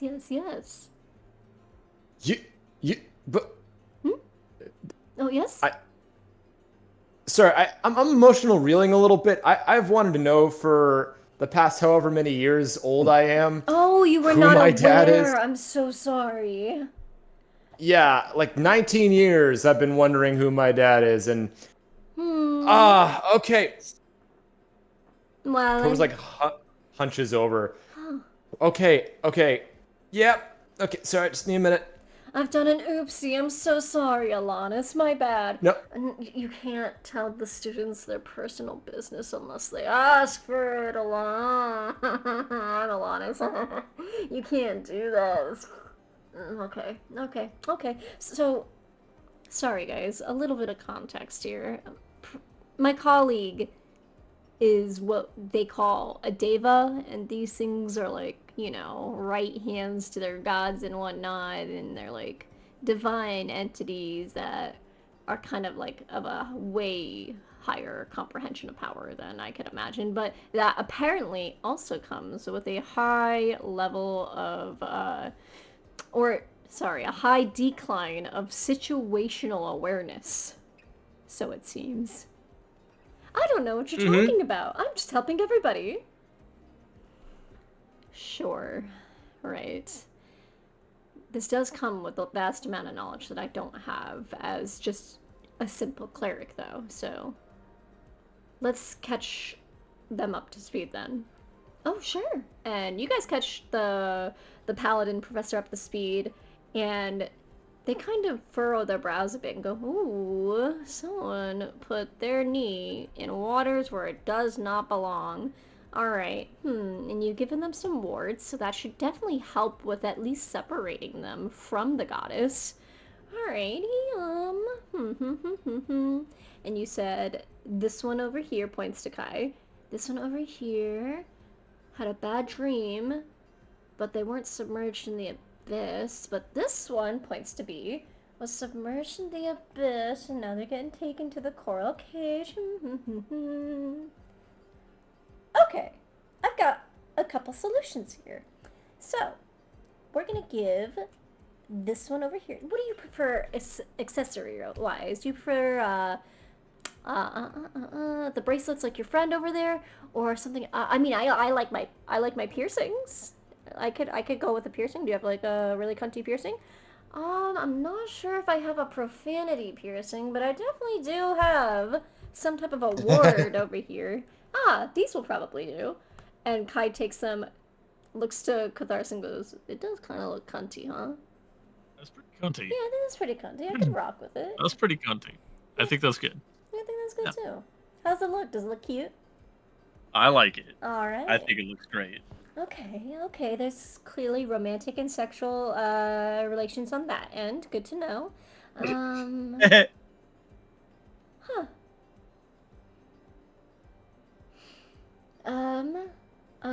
Miss Belladonna, was it correct? What's up? Is this the first time you've experienced any kind of dreams like this? I had that one last dream. It just started with me going into the water with the train. Is this your first time having dreams within the water like that? Intense like this, yeah. Intense. Okay. Well, Do you mind if I poke your head just to get a kind of grip on maybe there's something that you haven't found that I could find? I don't want to invade your space without permission, of course. Sorry, Corvus, by the way, I totally did not think of asking before doing. That was very much my bad. That's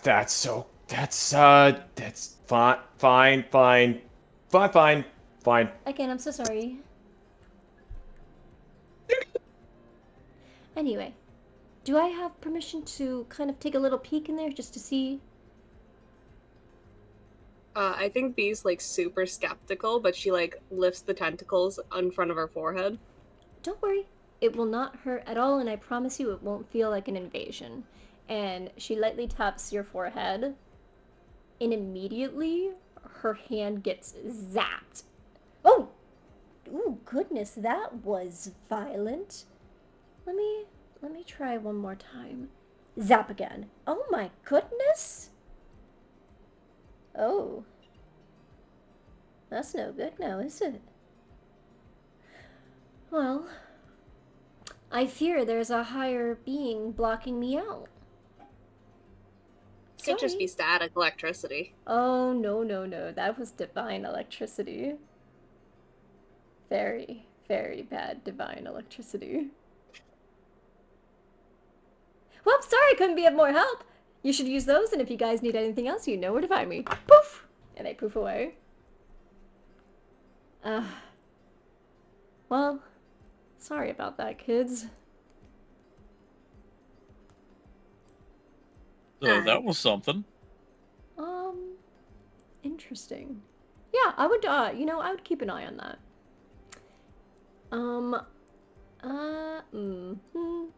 Yeah, do exactly what I told you to before. Document your dreams. Tell me where it's at.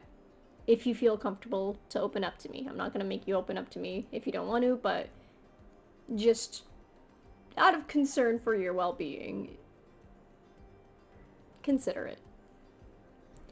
I think Corvus definitely trusts like Mirafina. Yeah. like a lot and like way, especially after just having like that experience, it's gonna be like, no, I think, if and I feel like kind of like wants to like pull Mirafina aside a little bit. Like, can we talk after class a little bit? For sure. And also, Corvus, Thank you, thank you. before you head out with your friends here and before classes start, you can go ahead and mark off your assignment. I think, and they look down at your little pseudo dragon. I think that kind of gives you all the answers you need, huh? Does it give me answers if it also raises so many more questions? Absolutely. That is religion for you. Okay, yeah, that sounds about right. That sounds about right. Thank you. No worries, no worries. And congrats on finishing your assignment. I think you've passed with so many flying colors. Corvus, I think, hears that for the first time in his life, and it's like, wow. Thank you. That helps a lot, actually, to know. Thank you. Well, I'm a professor. I hope I'm helping. Otherwise, I'm not really doing my job, am I? You have been.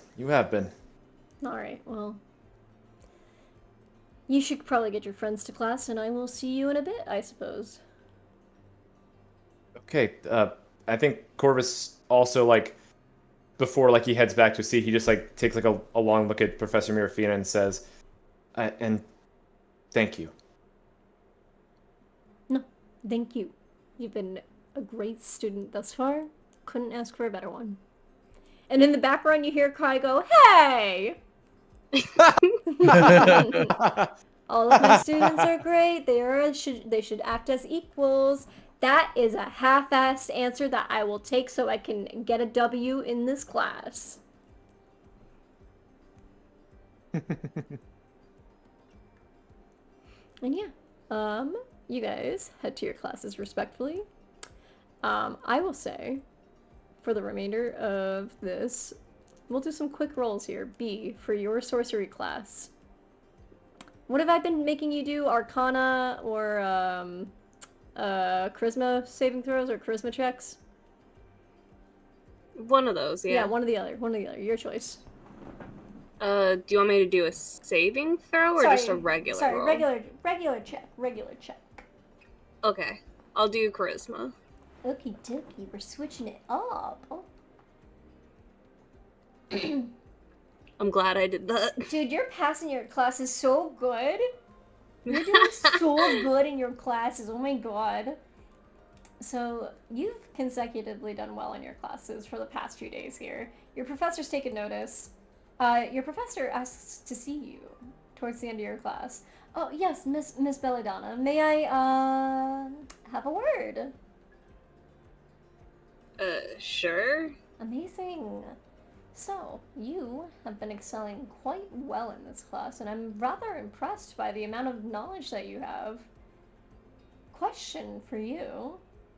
Would you be interested in a TA position? I mean, I'm just kind of learning here like the rest of everyone else. I guess, You'd still be learning, but you'd be helping those. And she looks kind of towards where Noah's seat is. You'd be helping those who are struggling. I mean, I'm just picking up the material, you know? I mean, I got here on a scholarship, and I really just want to focus on getting good grades, you know? Yeah, I'm aware. I checked the student files that I was sent. I'm aware of the scholarship, but scholarships don't really mean too much when it comes to raw magic talent. So, I'll give you some time to think about it, but I highly encourage that you take it. It wouldn't be just good on a resume, it would be good to have just extra help in the class for those who need it. Yeah, I'll think about it. Definitely think about it. You can think about it and get back to me by next week, okay? Sure. Alright, thank you for your time. You are dismissed. All right. Catharsis. Gimme. Constitution roll? Or what was the other roll I usually made you do? Survival, right? Yeah, survival. Yeah, gimme. Yeah, I'm gonna take the survival one because I have advantage. Taking the safe route. If either fucking way. All right, 15. It was meant to be. Yeah, you're doing good in your class. Those samples that you secured, you guys are going over in this class, and you're doing pretty well on presenting to the class safe ways to go ahead and extract stuff without also damaging what you're extracting from. And even if you do, you also leave in the footnotes that it's a good idea to make sure that you can at least heal what you, you could at least heal what you hurt. You could at least Be kind. yes, be kind.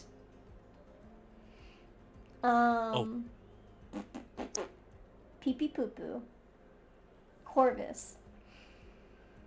Yeah. I'm gonna say make a wisdom saving throw. Not saving throw. Wow. Make a wisdom save or a religion check with advantage, considering the good vibes you've been having with your goddess. Okay, so wisdom save or... Sorry, wisdom check. Okay, wisdom check Just, or... yeah, straight wisdom check or a straight religion check. Okay, gotcha. Got you. I'm gonna do straight religion with advantage.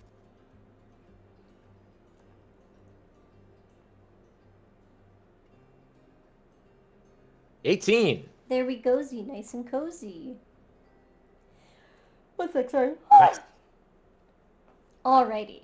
So, on an 18, you are actually doing really well in this class. And your familiar here is just kind of making it make more sense with you. Anytime you feel like the sense of doubt that you had when you first started taking these classes is kind of, it's not fully gone, but it's slowly starting to just kind of make sense now. And you're kind of finding your own path to where you can find your own connection and it doesn't have to be the same as everybody else's. Nice. No, I think Corvus like rubs just like along like the ridge of the top of the head of Polly and says, "Thanks, little one. I feel like with you here, this comes a little bit more naturally." And she just gives you a very toothy grin and goes, You too. You guys have I'm gonna say too, with your familiar, you can just have a very like no words need to be spoken to understand each other. Like y'all just get each other. Aww. Hell yeah. Did you still want to talk to your professor after class? Yes. All right. Yes, I do. So class comes to a close. You've started to get it a little bit more, and your professor is like, "Oh yeah, Corvus. Whenever you get a chance, I'm always good to talk." Yeah. I feel like I keep having these dreams. That, you know, I won't. You know. I won't burden you with all that's happening. But I feel like in a lot of my dreams recently, there's been this light from the sky, like from not just like the sky, but like beyond the sky. Within the stars? Yeah, I think so, at least. Like I hope so. That really has like been kind of helping pull me out, and then like I dreamed that I had this little one, and then I woke up and it was there. It sounds to me like Arendra might not have been able to be there for you, but she sent your own little guardian to kind of help you with whatever you're going through. And honestly, Wow, that's a good connection to have. that's amazing. Honestly, I'm surprised. This never usually happens too often. Of course, I do suppose that's why you guys are all here, right? To find your own means of divine intervention. And if I can, Yeah. at the very least, if I could have helped you start that, then I'm honored to have been there. And as they're trying to continue their sentence, all of the lights in this room begin to flicker.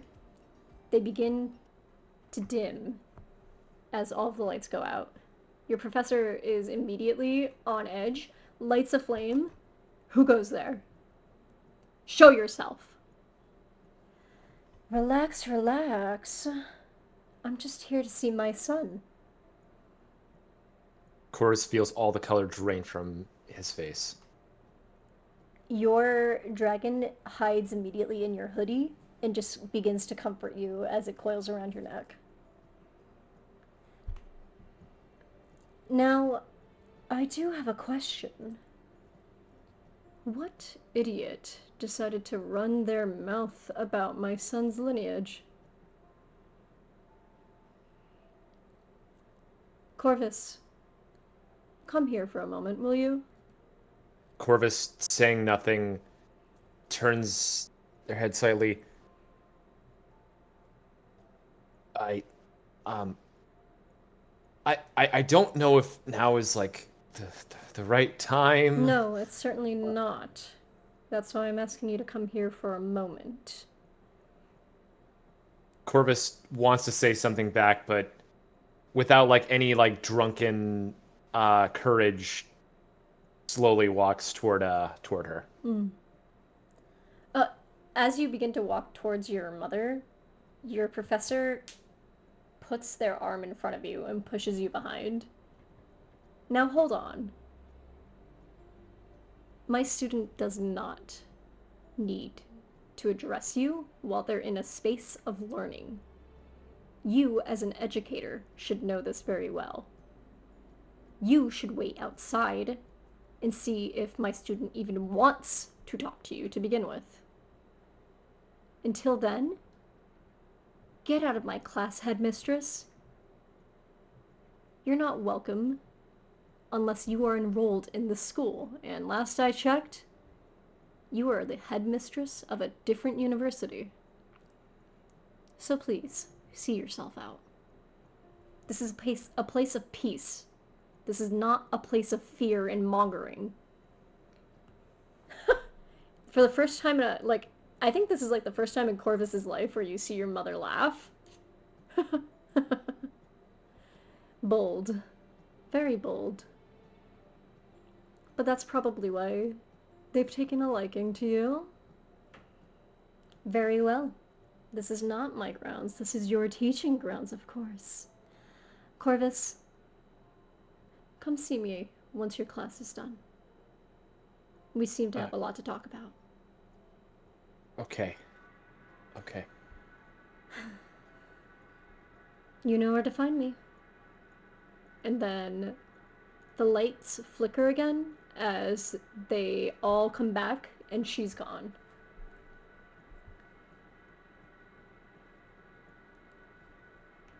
I'm sorry. I'm sorry. No. Don't be sorry. That was not your fault. That was completely inappropriate. That was not okay. Hey, Corvus? Mm-hmm. You still there? You good? Yeah. No, I am. Alright. You want to take some breaths in? 1, 2, 3, 4, 5, 6, 7, 8. Hold. And then release. I don't... Sorry, my mic is not picking up. I was Sorry, trying to actually do the breathe. No worries. And your professor just kind of like... Their hand's still, by the way, their hand is still like in front of you. Like almost as a reflex. And they just go, I do not allow bullies in this classroom. Do you understand me? I don't care who that means. But I protect my students, okay? Corvus definitely is not crying, is fighting back that so hard, is teary-eyed, looks at Professor Mirafine and says, thank you. You don't need to hold back anymore, alright? This is a safe space. I don't allow any kind of prejudice in here. And it's also Yep. really healthy to show emotion too. Corvus, everything in Corvus wants him to ask her for a hug, but he, at this point just says, thank you, honestly. Professor Marafina looks her in the eyes and says, thank you. And I think he says, I'm gonna go now, but I'll be back. I'll be back. All right, you better, because I have another assignment for you next week. And for the first time in what feels like a year for Corvus, even though that was just like a few moments, Corvus smiles and says, okay. All right, and they sense the needing of like some kind of reassurance, so they go ahead and place their hand on your head and just kind of pat it a bit, rustle it, and go. All right, I'll see you around. Don't let her bully you. All right, you let me know if you need anything. Okay. Thank you. Oh, I'm gonna definitely hear about that later. I'll see you next class. All right. All right. And then Corvus smiles and then walks out. Not great, but a lot better than they would have been had that talk not just happened. Mm-hmm. And yeah, I will say, before we end for the night, you guys, let's say, do you guys want to reconvene at the frat house? Yeah. I'm down for that. All right. Oh, did I need to meet Scotty at the library? Up to you. It depends on how Corvus's day has been and where he's at mentally. Oh, yeah, Corvus is definitely going to pull that phone and says, hey, so nothing to do with you. Can't meet today. Can we try later in the week? For now, you've just been left on red. No immediate response. Corvus puts the phone away and is like, can't deal with that right now. I'm just going back. Yep. Alright, and you guys all reconvene at the frat house. And you guys are all relaxed. Until you hear a thump, thump, thump, thump. Guys, I have not seen Erie. Erie is missing! Oh, what the fuck? What do you mean here is missing? Zanisha storms in a panic. Erie is missing! I haven't seen her in her room this morning. She didn't get up early for classes? She always does, so she might have actually gone out. And maybe she's at her class. But she usually,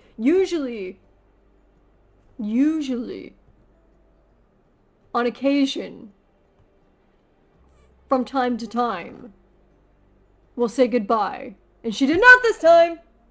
Oh, no. Did anyone text her? Did anyone text her? I texted her like 63 times.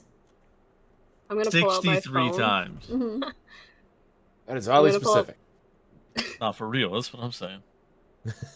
Well, I counted to 6 on this hand, and then 3 on this hand, so 63. Oh, it was mine. Okay. All right. I see.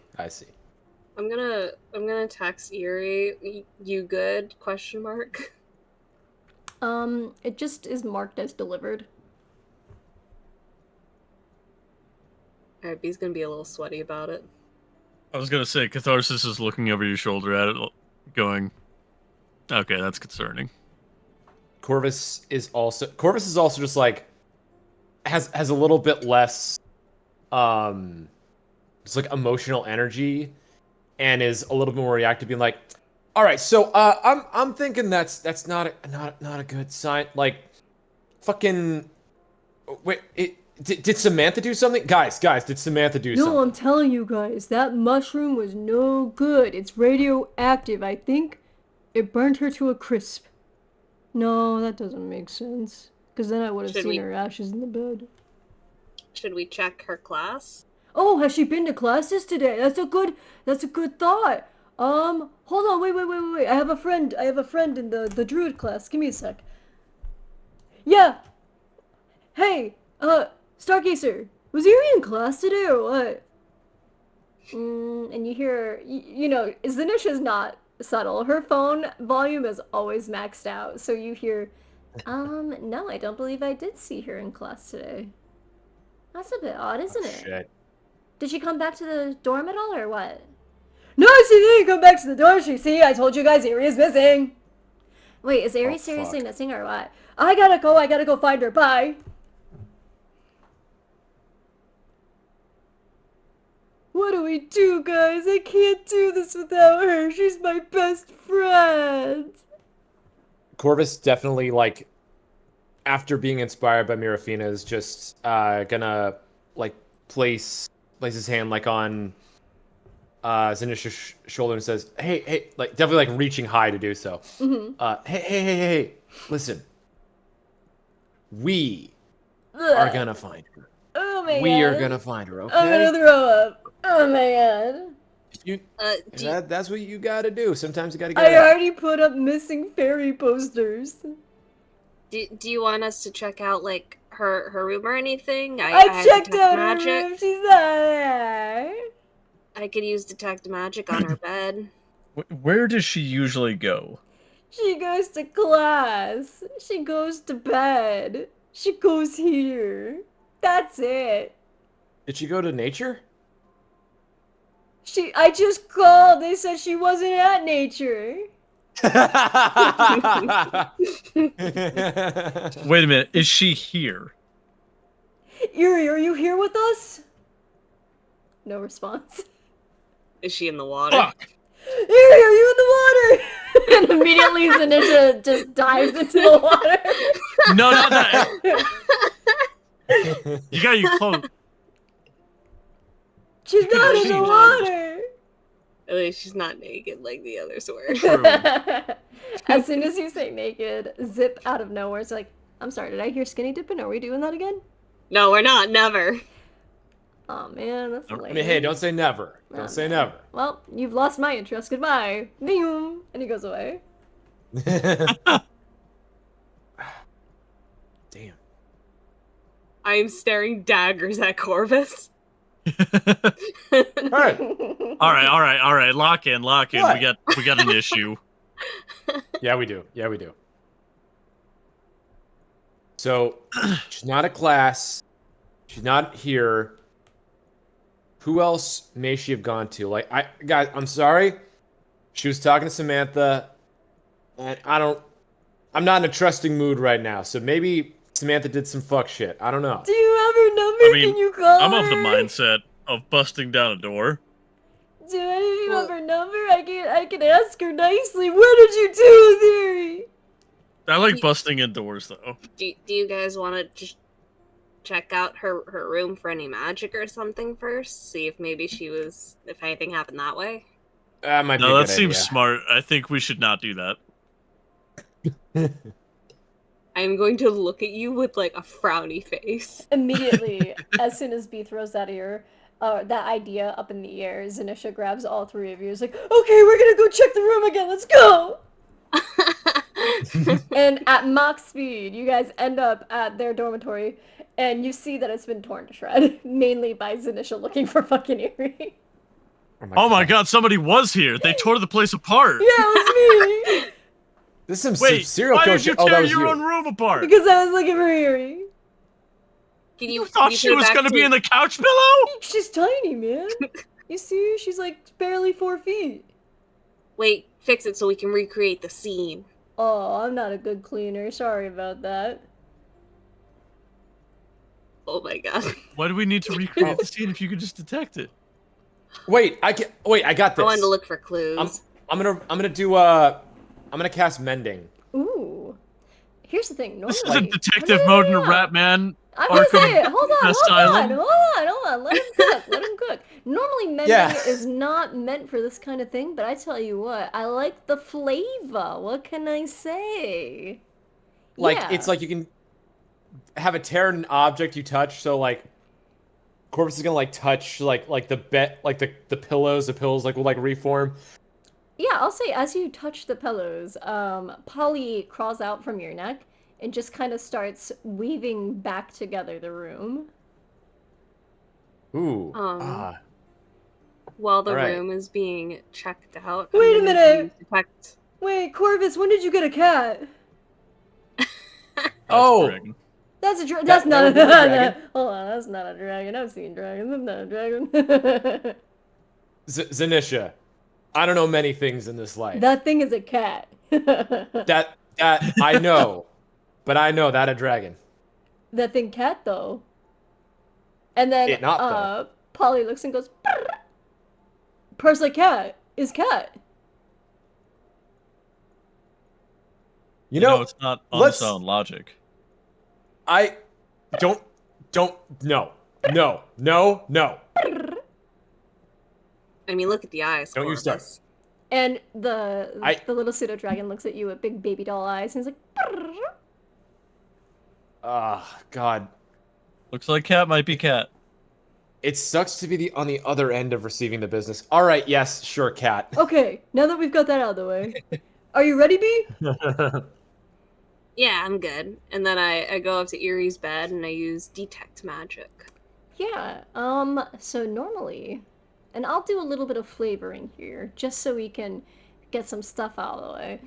With a little bit of flavor and detect magic, Erie's bed radiates strong magic energy, but there's nothing necessarily magic about their bed. It's just as if, like, magic has touched it for a hot minute. Ooh. Okay. It could be the fact that they're a fairy and they're literally made of magic. It could be the fact that they're a druid. It could be the radioactive mushroom! It's so bad I was thinking about playing into that for a second. It could be the radioactive shrimp from Walmart. It could have been the grape they did surgery on. Radioactive shrimp from Walmart.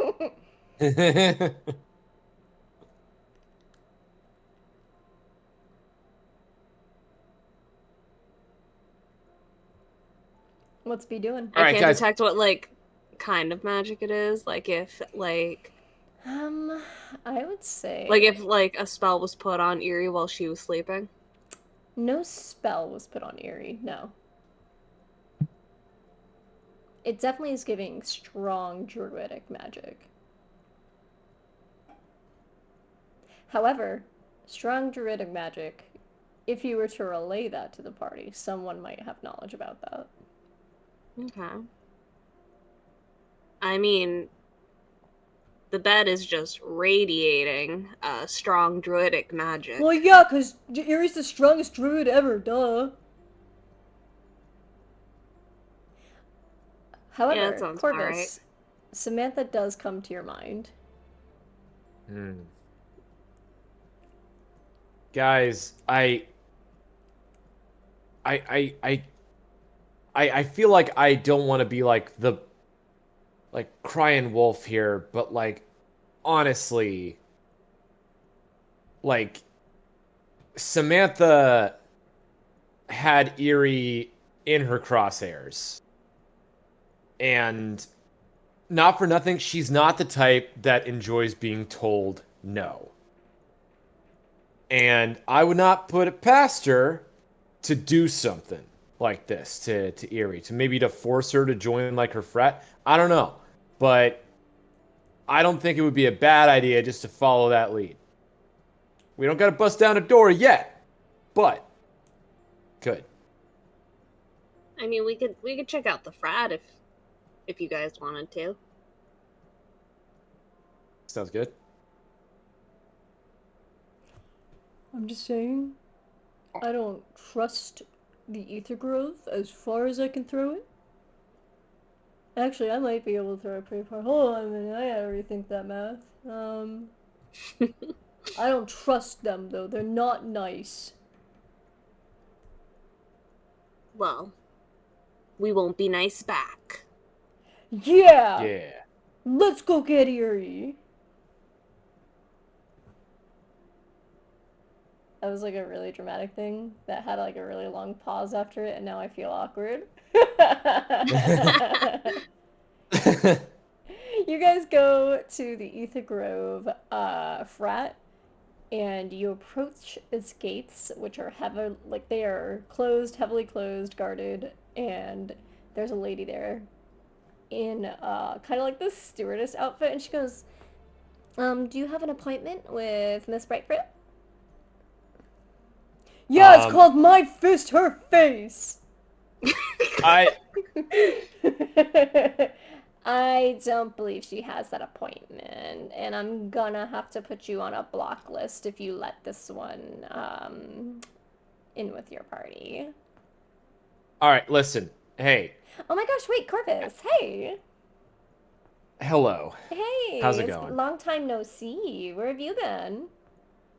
Around, up above, down below, every which way. Yep, that checks out. You know it. So hey, is Samantha around? I wanted to ask her a question. I mean, she might be, she might not be. Depends on what her schedule looks like today. Let me double check. For Well, A, B, C, and D over there, she's not available. But however, Corvus, she might have an availability in the next 10-ish minutes if it's just you. yeah, Corvus was about to just like flip their eyebrows, being like, could you make an appointment for me? Yeah, I can definitely make an appointment for you. Thank Now, you. is this an appointment like the last time I made an appointment for you, or is this a serious one? Oh no, this is a serious one. No. Oh, This serious boo. one. She flirted, flirtily goes, oh, boo. Well, fine, I guess I can make some room. Don't. Yeah, well, we can circle back to that later. Because I do appreciate your help. But yeah. Alright, well then. I guess I'll let you through. You guys have to stay out here, though, okay? All right, guys, I'll be in and out real. Well, actually, Nice. yeah, like. She gives you a high five. Nice. um, guys, like, what do we think in game plan this? Like, I I can go in there and take a look around, like for Erie, like if we want, like, do we, like, what do you guys think?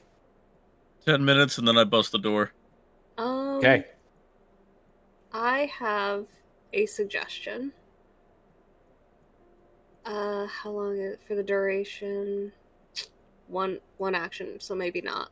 I was thinking of like using detect thoughts while he's walking around in there as like kind of like a one-way walkie-talkie. Unfortunately, I'm gonna have to say no to that. You could just do detect thoughts on the lady out here who knows Samantha's schedule. But using it as a walkie-talkie would probably not work.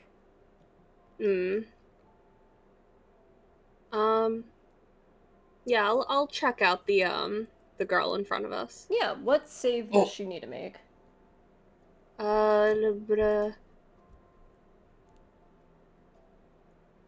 Oh, that's detect magic. Why did I open that up? Because you really like magic. Wisdom save 14. Oh, that is a 5. She does not succeed. Yeah, so Cool beans. the first layer of her thoughts, it is lewd. It is lewd things. Very lewd things about her and Corvus. Visuals I didn't need. Visuals you absolutely didn't need are flooding into your head. And then after that is... but we can't really do any of that if Samantha doesn't, like, want any visitors. The only reason I'm letting him through is because, fade to black, fade to black, fade to black, fade to black. And not anything, I kind of owe him for last time, considering I fade to black, fade to black, fade to black.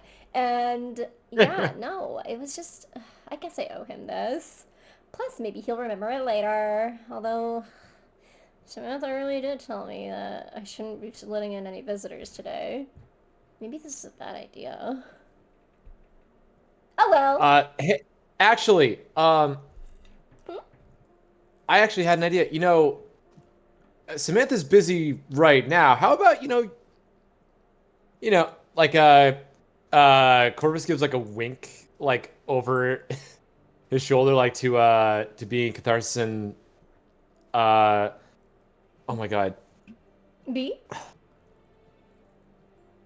I almost said like Zerafina, but Zeraphine. Zanisha. Zanisha, thank you. I was just like, wait, I just kept thinking Zerafina though. Ooh. He's like, how about, you and I go talk like over there about like maybe some stuff, like for a little bit if you want to, just like kind of like keeping like the door open. Like, yeah, my friends will wait. We'll wait out here, like, and we'll totally would just wait out here. No worries, no worries. Make a persuasion check. Okay. Oh yeah. What do you got? Let's see here. That is an 18, baby. On an 18, she's like kind of like teetering back and forth a little bit nervously about it, and she's like, I don't know. I'm supposed to be watching the door, but I mean, Hey, listen. and then I think Corvus like does like the just like the hand like against the wall thing, and it's like does that most subtle hair flip, and it's like, what's life without breaking a couple rules? Am I right? You're bad. All right. Oh Wave of man. nausea is hitting B. So yeah, I'll say you successfully distract her. Yeah, you guys have an open to the place, and immediately Zanish is looking at you guys. He's like, "Well, I guess we gotta wait for Corvus to be done with his friend, huh?" I'm gonna give you guys 2 thumbs up. And then I have advantage on stealth because tentacle stuff is Yep. it blends in better. You can So I'm camouflage. gonna give you guys 2 thumbs up, and I'm gonna camouflage in there. All right. You stealth in. Catharsis, how about you? What are you doing?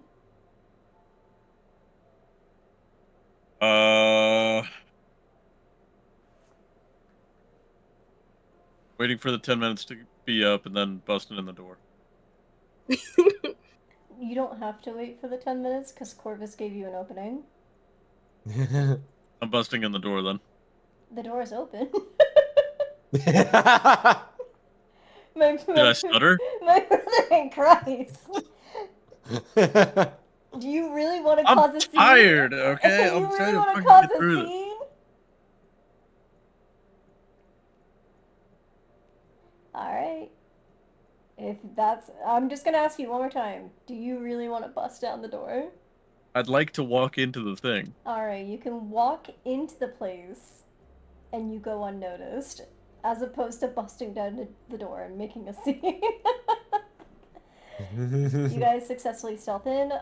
Corvus, I'll say, you wrap up whatever the distraction you've been doing, and she's like, "Wait, where'd your friends go?" Oh, I guess. Say what? I guess your friends left. Oh yeah, they're probably going to get some some Starbucks. Yeah, you mind if I just hang around with you out here? We can just wait for Samantha or whatever. I already told you could go in and talk to Samantha. She usually will make time for you. Okay, thank you. Thank you very much. I'll talk to you again soon. I hope so. Better not leave me unread for another month. Oh no, don't worry. Will not be that situation again. Guarantee you that. You just see Polly go disappointedly. I'm sorry you just as he walks in just says, "I'm sorry you had to see that." You just feel the very you nasty. It's like the judge looking like I'm sorry. And you guys are in the Ether Grove, and we will pick up on that next time. Yes. Amethyst, that is how Polly is right now. She is like, ah! She was on my fucking counter. Sorry, this went out a little later than I anticipated. However, we got through a lot, guys. You guys did pretty good. Fuck yeah. Ooh, excuse me. But yeah, we'll end it there. Dude, I'm just gonna say, That's okay. anytime Amethyst pops off, so does Polly. Play me off, Amethyst. What? You're She's- getting kisses. There we go. All right, and There on we that go. note, we will see you guys not next week, but the week after. Woo!